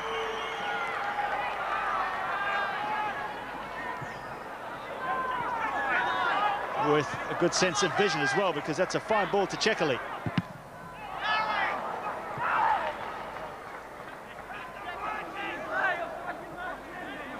That's the earlier moment when Weirman was outnumbered, but he still managed to wrestle his way back into the picture there and won the free kick. Checkerley for Australia.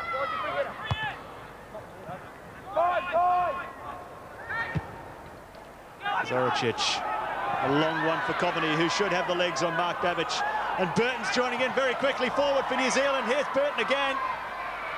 Still Burton. Takes the shot. Petkovic saves. Jackson.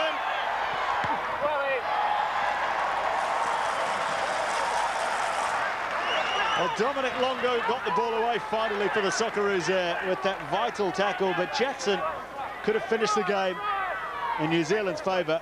Burton joined in the attack at the right time. Petkovic pushed the ball away. Jackson just couldn't get the ball down quick enough, and Longo did well not to foul him in that situation.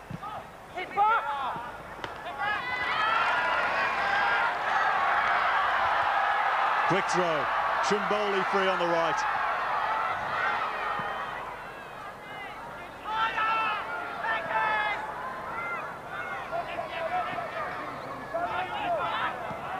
Checkerley now. 20 of Australians forward in front of him. In fact, 5 Socceroos in front of Alvin Checkerley. Trimboli, Chipperfield, Checkerley. They're queuing up at the back post. That's where the cross goes. But it's an easy one for Wilkinson.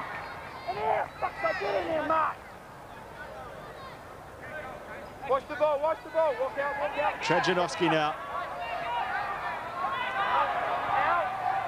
Oh, he's lost out. Coveny's won the ball, but not for long, because Colosimo's there. Well, the youngster trying to get on with the game quickly, and rightly so, and Coveny expectedly trying to slow the game down. Checkerley, will he keep the ball in? He does.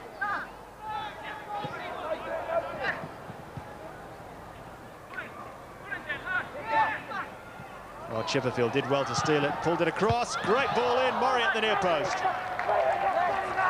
Very difficult one for Damien Mori, that, and he has to readjust his contact lenses by the look of things.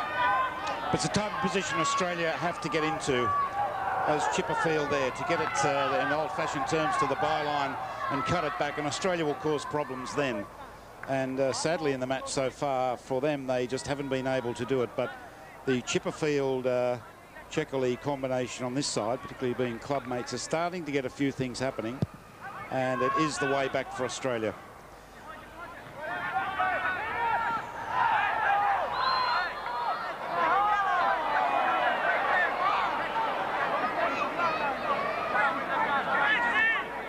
Well, the more that time ticks on, the more tension that creeps into the game. Australia's desperation as they try to get back into the game. It was just a little handball there from Casey Weirman. It was very subtle, but not subtle enough to fool the referee from Tahiti. Australia getting just a little bit more desperate, and New Zealand hungrier than ever now that they can provide a winning result here.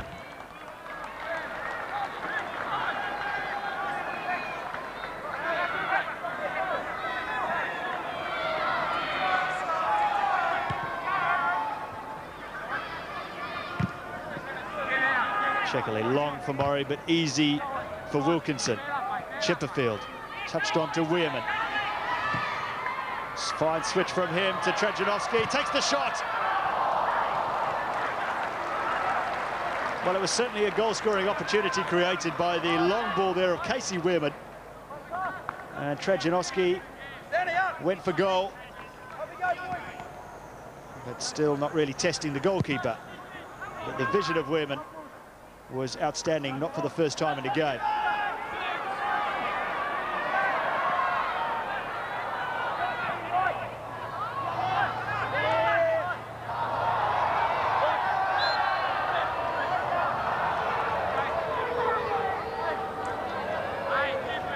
Around 18 minutes left here at Suncorp. If you've just joined us, Australia are a goal behind, thanks to the New Zealand number 7, Mark Burton, who was fouled there by Paul Trimboli.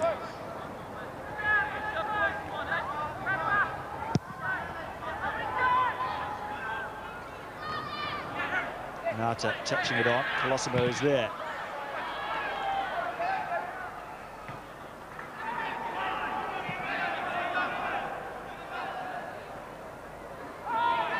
Weirman in space. Picking up Trimboli, who's shaken off his man. Perhaps New Zealand just starting to tire a fraction. Trimboli again. Got Shekeli outside him. Mori, Trimboli.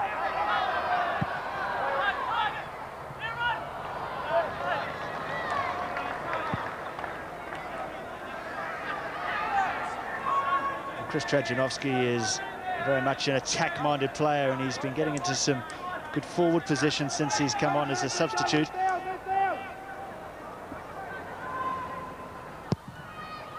The heat factor has disappeared from the game. As you can see, the shadow is right across the entire Suncorp Stadium now. I just wonder about the fitness factor coming into play as we move into the final quarter of an hour or so. Australia distinctly slowed down in the matches against Fiji and against Tahiti. New Zealand felt that this was the stage of the game where they could really provide some damage.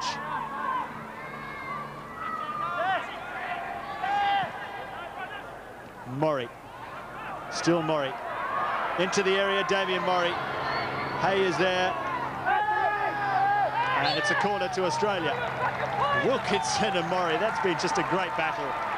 Two fiercely competitive players. So far, Wilkinson with the honours, but Mori starting to come more into his own. There's a great old-fashioned shoulder charge. Mori was braced up and ready and waiting for it.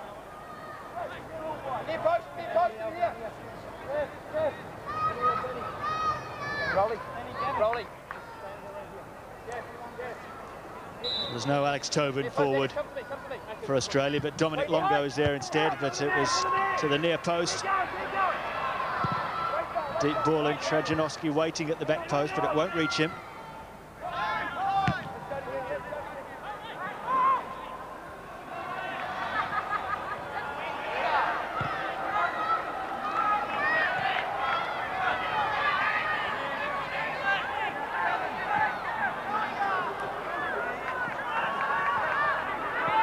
Colosimo.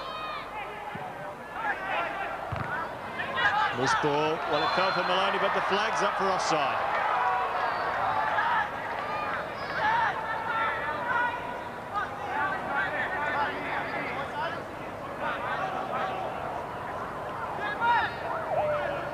Under a quarter of an hour left. A $1.3 million payday that Australia were hoping for. He's looking very much at risk here.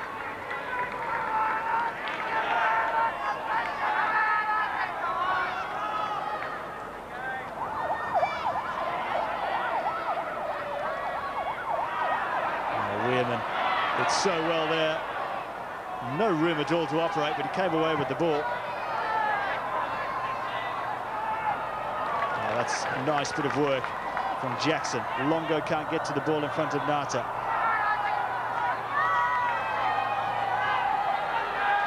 Burton again.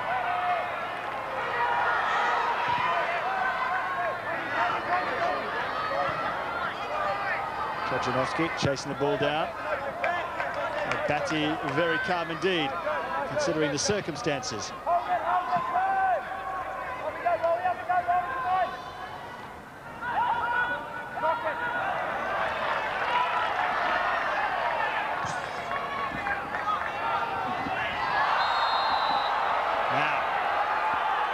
Is that a yellow card offence? And it is, according to the referee. Sean Douglas, the man to get the card. He's the fourth Kiwi of the day to be given the yellow card.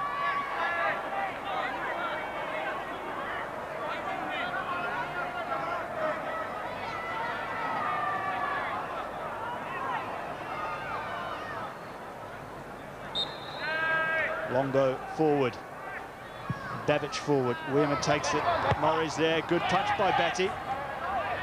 Sheckley can't get there, Chipperfield now. New Zealand push up, Colosimo on the ball. Plenty of room for him to move into, which he does, and it's a nicely guided ball out to Weirman on the right-hand side. Danny Hay at the near post for New Zealand.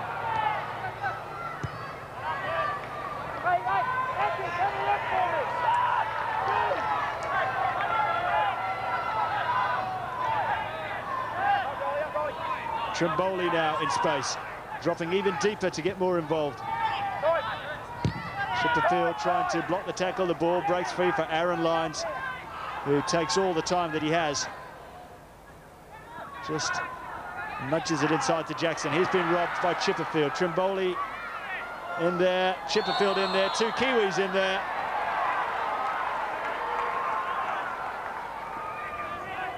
Well, it's just a toe-to-toe battle now, John, isn't it, really? Yes, Colosimo's got to be thrown. They've got to dispense with the free man at the back.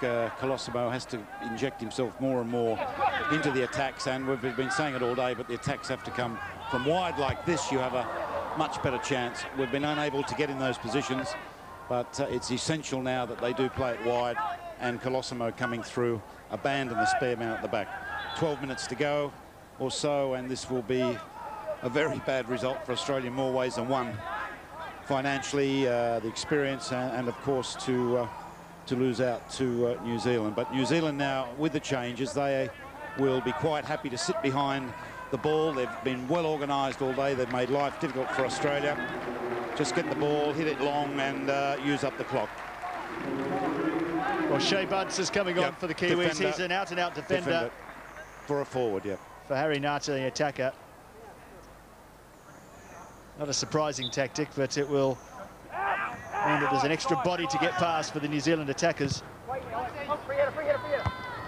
Shea Bunce actually plays his football in Iceland for a club there called Breiðablik in Reykjavik. I wonder how a New Zealander could find his way to Iceland, but as a semi-professional footballer there, who was playing with an Icelandic import for his club in New Zealand.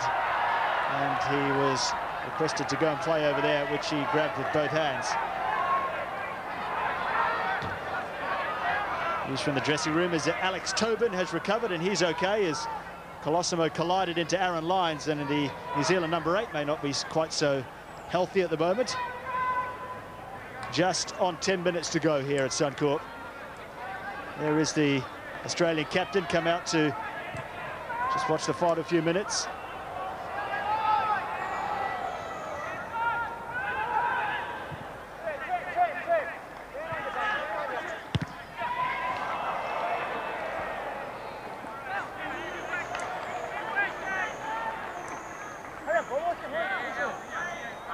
Colosimo was the player to get the yellow card. That challenge on Lyons. The cards don't matter at all for Australia at the moment. It's goals that they need. Just one would send the game into extra time.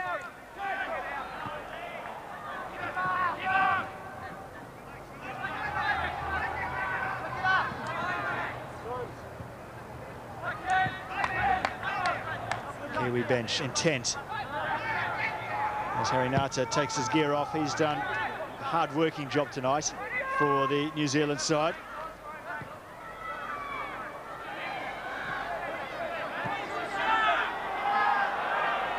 Colosimo And we're really for him to go high and through the centre. Chipperfield trying to pick up a loose ball, but there's so many white shirts around the loose ball there compared to yellow ones.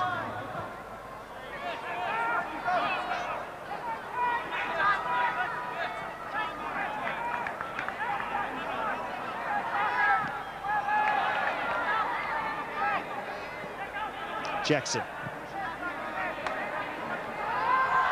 Colosimo fouled there by Vaughan Coveny.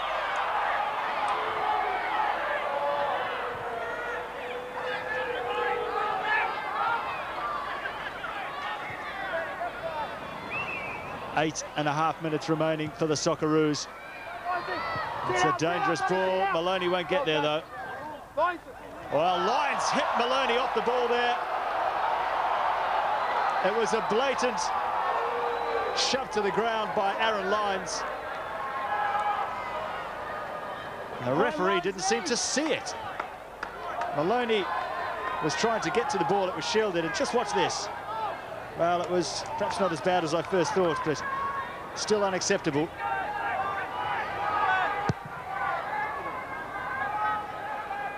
Considering that Lyons is already on a yellow card, that would have surely have taken him over the edge. And here he is going down the line instead. Weirman lets it run. Players to his left. One of them is Chipperfield. Here's Trajanowski.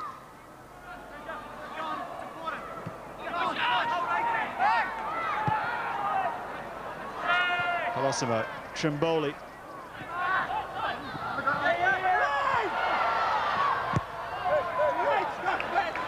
It's a thoughtful pass from Jason Batty, considering the circumstances. Just calmly played it out wide there to Lyons, and Burton, who's still got some fuel in that engine of his.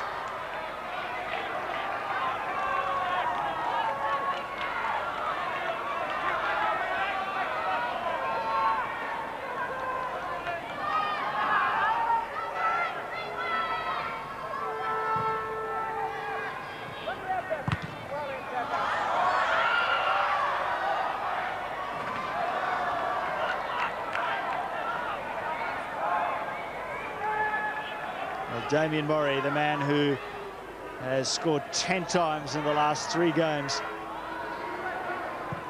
Is very much the man for Australia if they're to come back into this game, and they haven't got long to do that. Checkerley calling for support. Weirman, the man to provide it. Colosimo trying to get forward from the back, but that wasn't a ball. That was a good one for Trimboli, and Coveny's prepared to chase anything at this stage, and he's won the throw-in.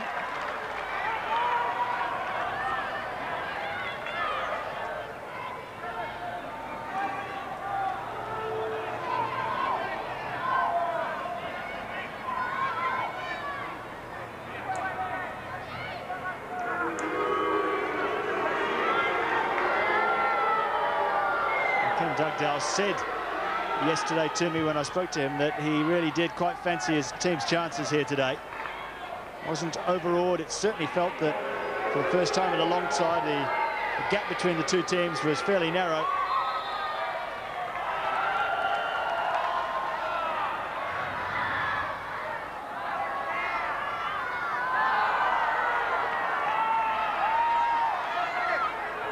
Weirman, still hope for Australia.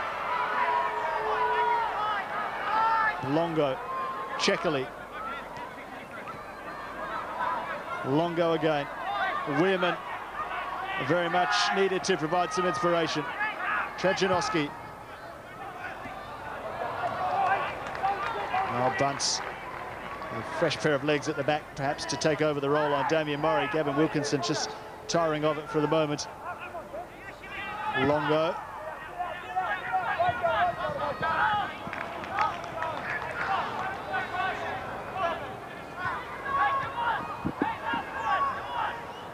Hard to see where it's going to come from, John, isn't it? Well, it hasn't looked like coming all game with due respect to the Socceroos. It hasn't. It's been a long afternoon. New Zealand, from the opening seconds, indicated they're going to make life tough. They have been, for me anyhow, better in all respects than Australia. They played a smarter game. That man there, number 7 for me, Burton, has been the player of the match. Australia picked up the tempo second half, but the method hasn't been there. Maybe we're talking too early. They can pick it back and send it into extra time, but on what we've seen so far, New Zealand deserve to win this match.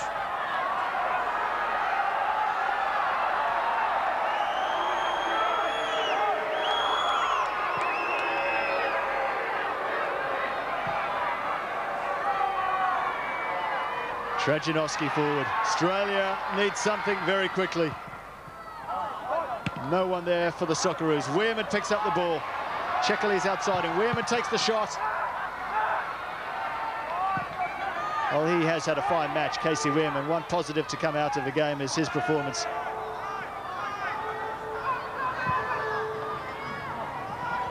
New Zealand now, who have sat back for so much of this half, have got men free on the left-hand side in Aaran Lyons. Running at his man, still Lyons.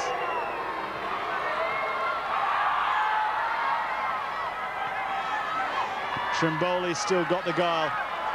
Chipperfield now for Australia. Chipperfield again.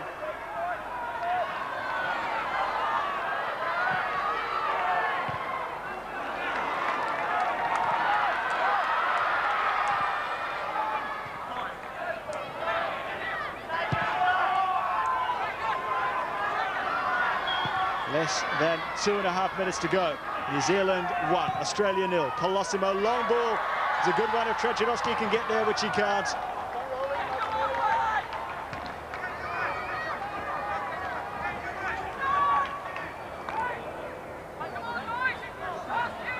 And Raul Blanco is calling for everything from his players, urging them forward, urging them on. It's a young side that Australia have got out there, very experienced in only a couple of departments. Players like Chekali and Weirman and Colosimo have been in this situation before in their lives.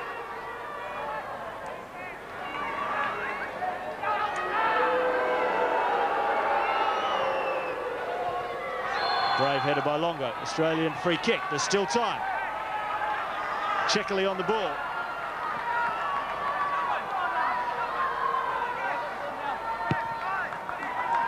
Weirman. Mori with Wilkinson right behind him. Mori turning away.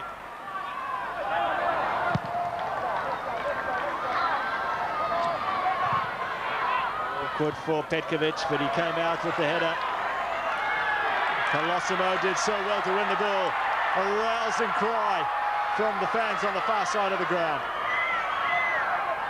There's still time for something. Casey Weirman. Trimboli takes over, goes past a couple.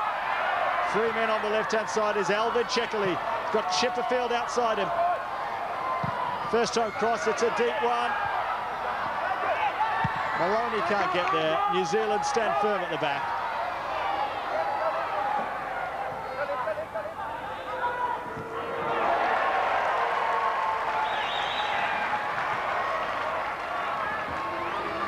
Well, we're just a few seconds away from the 90-minute mark, and then it's up to the referee's discretion for time added on. Well, in France 98, we saw so many goals scored in the last minute or into injury time, so it's too soon to write off Australia just yet. Maloney, Weirman. From Mori's feet, bit of wrestling going on there, but nothing for the Australians. And that's a New Zealand throw.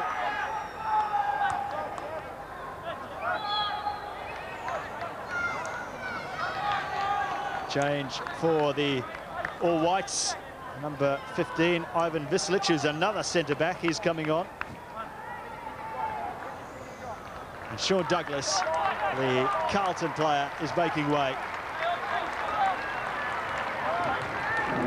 So it's a straight swap at the back for New Zealand, just a fresh pair of legs and a chance to use up perhaps a few seconds.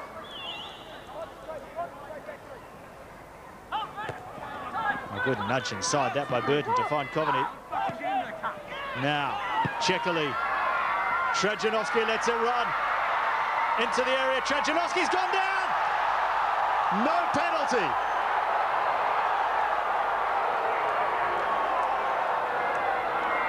Well, he's called it as a dive. And that, you feel, was Australia's last chance. Johnny, I'll let you call it. To me, that was a penalty. It was a penalty, yes. Yeah.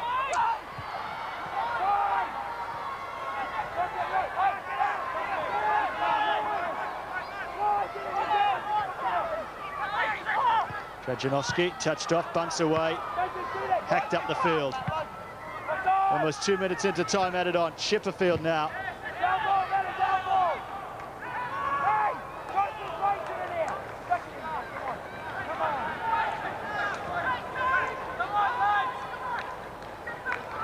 Well, here's another look. Trajanovski, there was no contact on the ball there by Wilkinson. And the linesman is right there and didn't call it.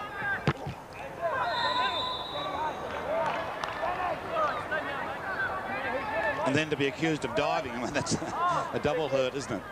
But I felt it was a penalty. The referee, perhaps the wrong angle. We had the benefit of the replay there, but certainly no contact by the defender with the ball.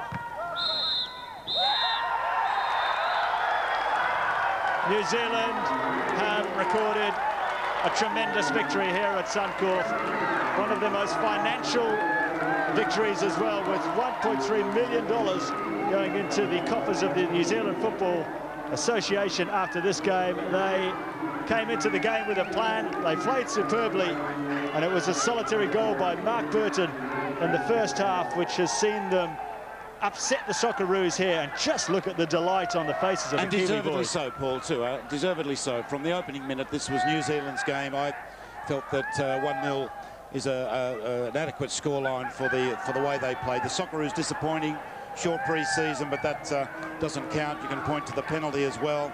It's not going to count come tomorrow. But overall, for me, New Zealand deserved to win against a very disjointed and very rusty Australian side. Well, disappointment for the Socceroos and for Soccer Australia as well, who had banked on literally the financial windfall from the tournament. That's not to be the case. It's back to the drawing board very much for Raul Blanco and his side, because the final score here at Suncorp is Australia 0, New Zealand 1. We'll take a short break and be back soon with Kyle Patterson.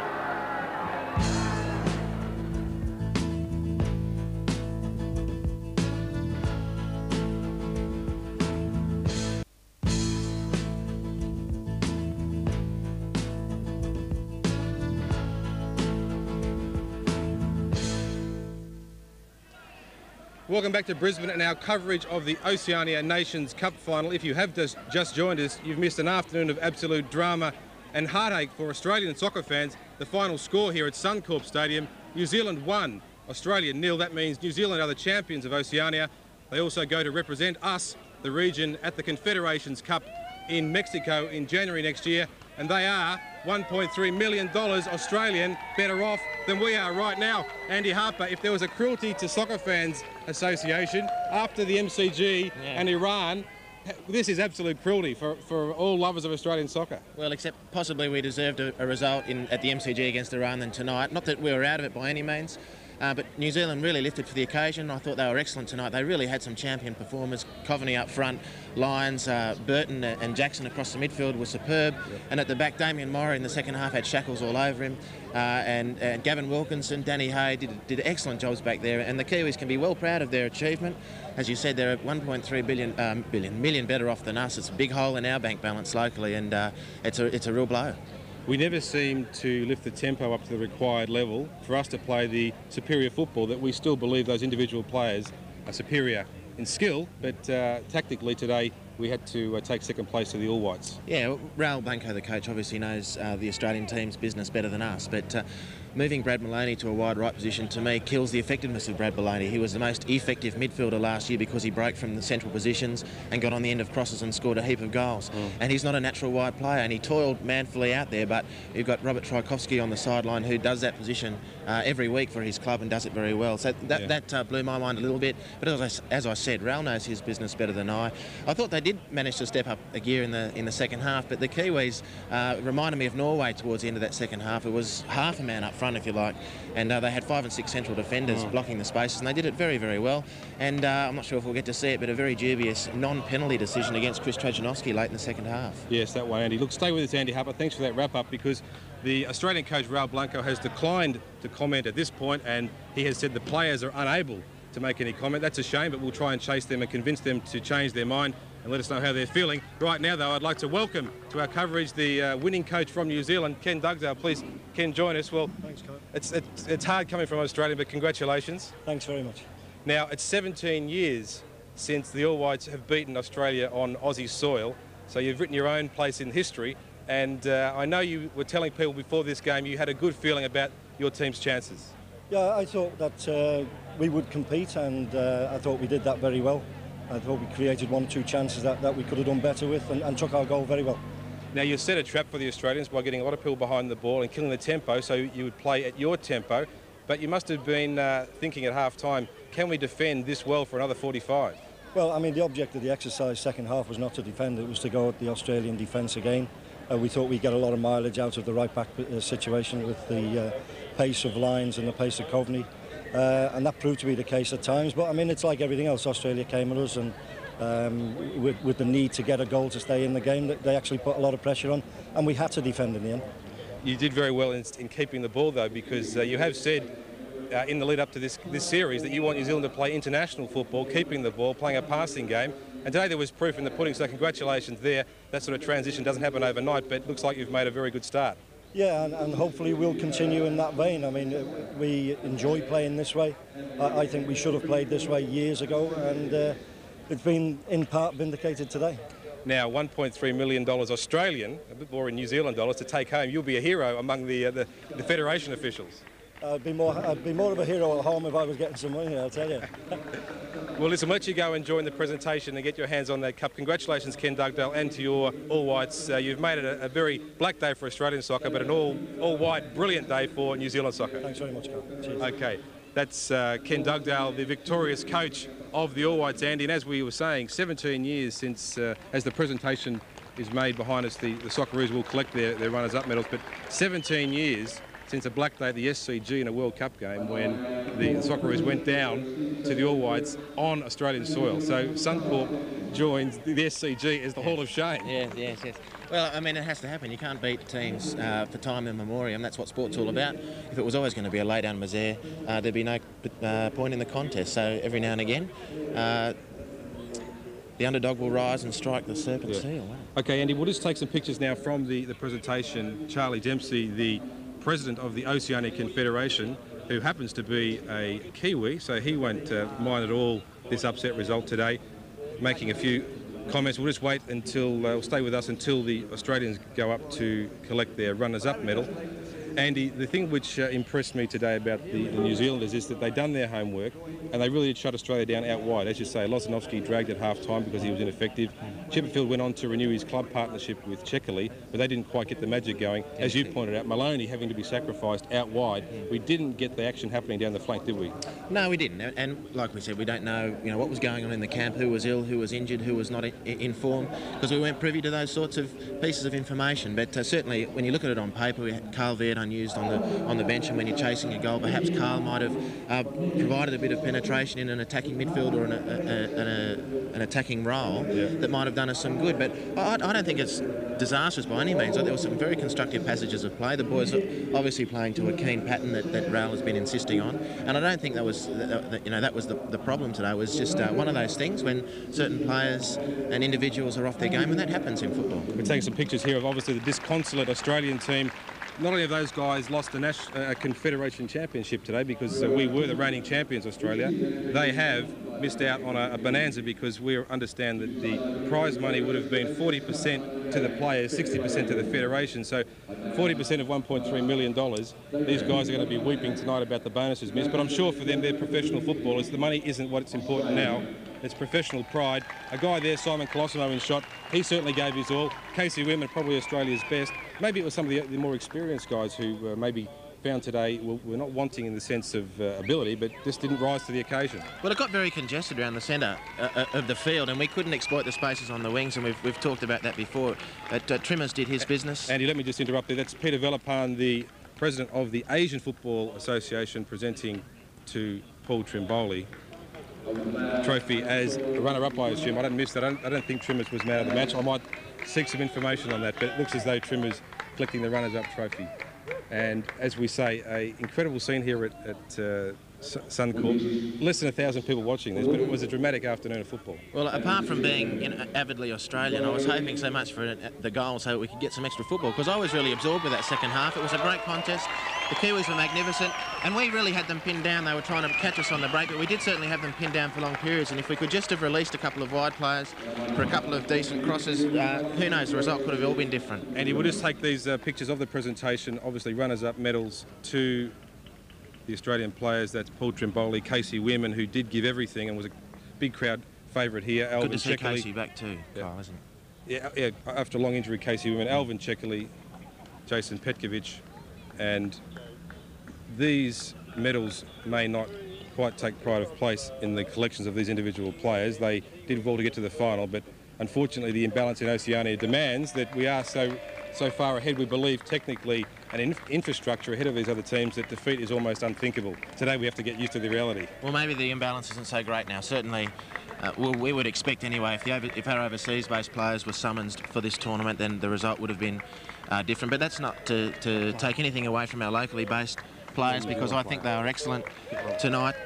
This afternoon they really played as well as they could under the circumstances, and they were up against a New Zealand side which was made up of Ericsson Cup players as well, so the ledger was certainly balanced there, and there's no disgrace in losing to a Kiwi side that was very well organised and lifted certainly for the occasion. As I say, the presentation's continuing, and in case you have just joined us, there's a busy afternoon of sport right around the nation. This is the SBS live coverage of the Oceania Nations Cup final from Suncorp Stadium in Brisbane.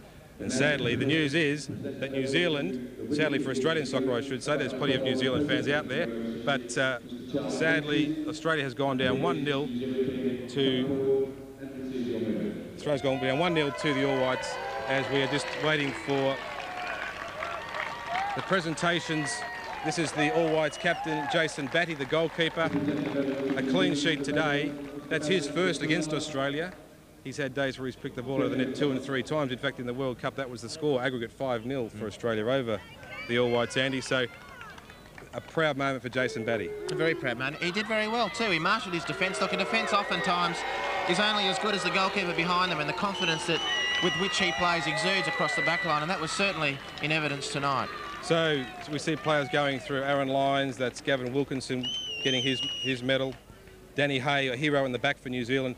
Chris Jackson, for mine, incredible game, because this is a guy who played in Australian club football and didn't really shine, but today he quite possibly was the best midfielder for 90 minutes on the park. Well, magnificent. And he had a couple of very close associates there. Chris Orisic, one of the local Brisbane players, did very well, and certainly bottled up the left-hand side of the Australian offence. Mark Atkinson, the captain of Carlton, obviously big Australian influence in this sense that many of the Kiwi players are playing their football here in Australia. A great moment for Ivan Visilic, the number 15 there, who was called home from camp due to a death in the family, and I'm sure he'll be dedicating no small part of this magnificent triumph for him individually and his team to that particular bereavement.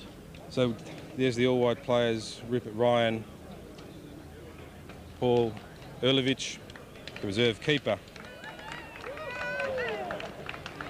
taking a medal, and that's Basil Scarcella, the chairman, the newly elected chairman of Australian soccer, and also chairman of the Soccer Australia Finance Committee, so he will at the moment be feeling this loss more than most. He certainly will. He certainly will. We could have, as New Zealand will testify, they're in the same boat. We could certainly have used the cash that would have come with success today. But a great moment for the New Zealand players. A number of their families, I notice, have made the trip across the Tasman for the final. Like Chris Orisic's mum, dad and wife are here, very excited. Shea Bunce is actually playing in Iceland, has got family here to see him. Obviously, they don't get to see him too often. So these are great moments for the New Zealand boys, and ones which I'm sure they will treasure. Yep.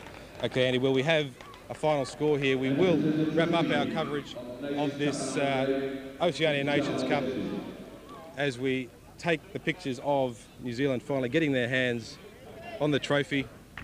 There's Charlie Dempsey, as I say, the president of Oceania, and there is the Oceania Nations Cup presented to Jason Batty, the New Zealand captain. They are the champions of Oceania. They will now go to Mexico to play in the prestigious FIFA Confederations Cup as the representative of Oceania, playing against Brazil, France, among others. They are in a stellar category now. Yes. And as we will leave the New Zealand team to begin their celebrations, a long night of celebrations, Andy Harper, thank you very much for your input today. Thanks for having me. On what has been a day of drama, a day of very great heartache for Australian soccer. But Andy, thanks for your input. Thanks for having me. Okay, that's about all from Suncorp Stadium. Don't forget Toyota World Sports coming up at 7 p.m. tonight. All the day's sports news, plus some more from this dramatic day at Suncorp Stadium. On behalf of all the team, I'm Kyle Patterson, wishing you good evening from Suncorp. Good night.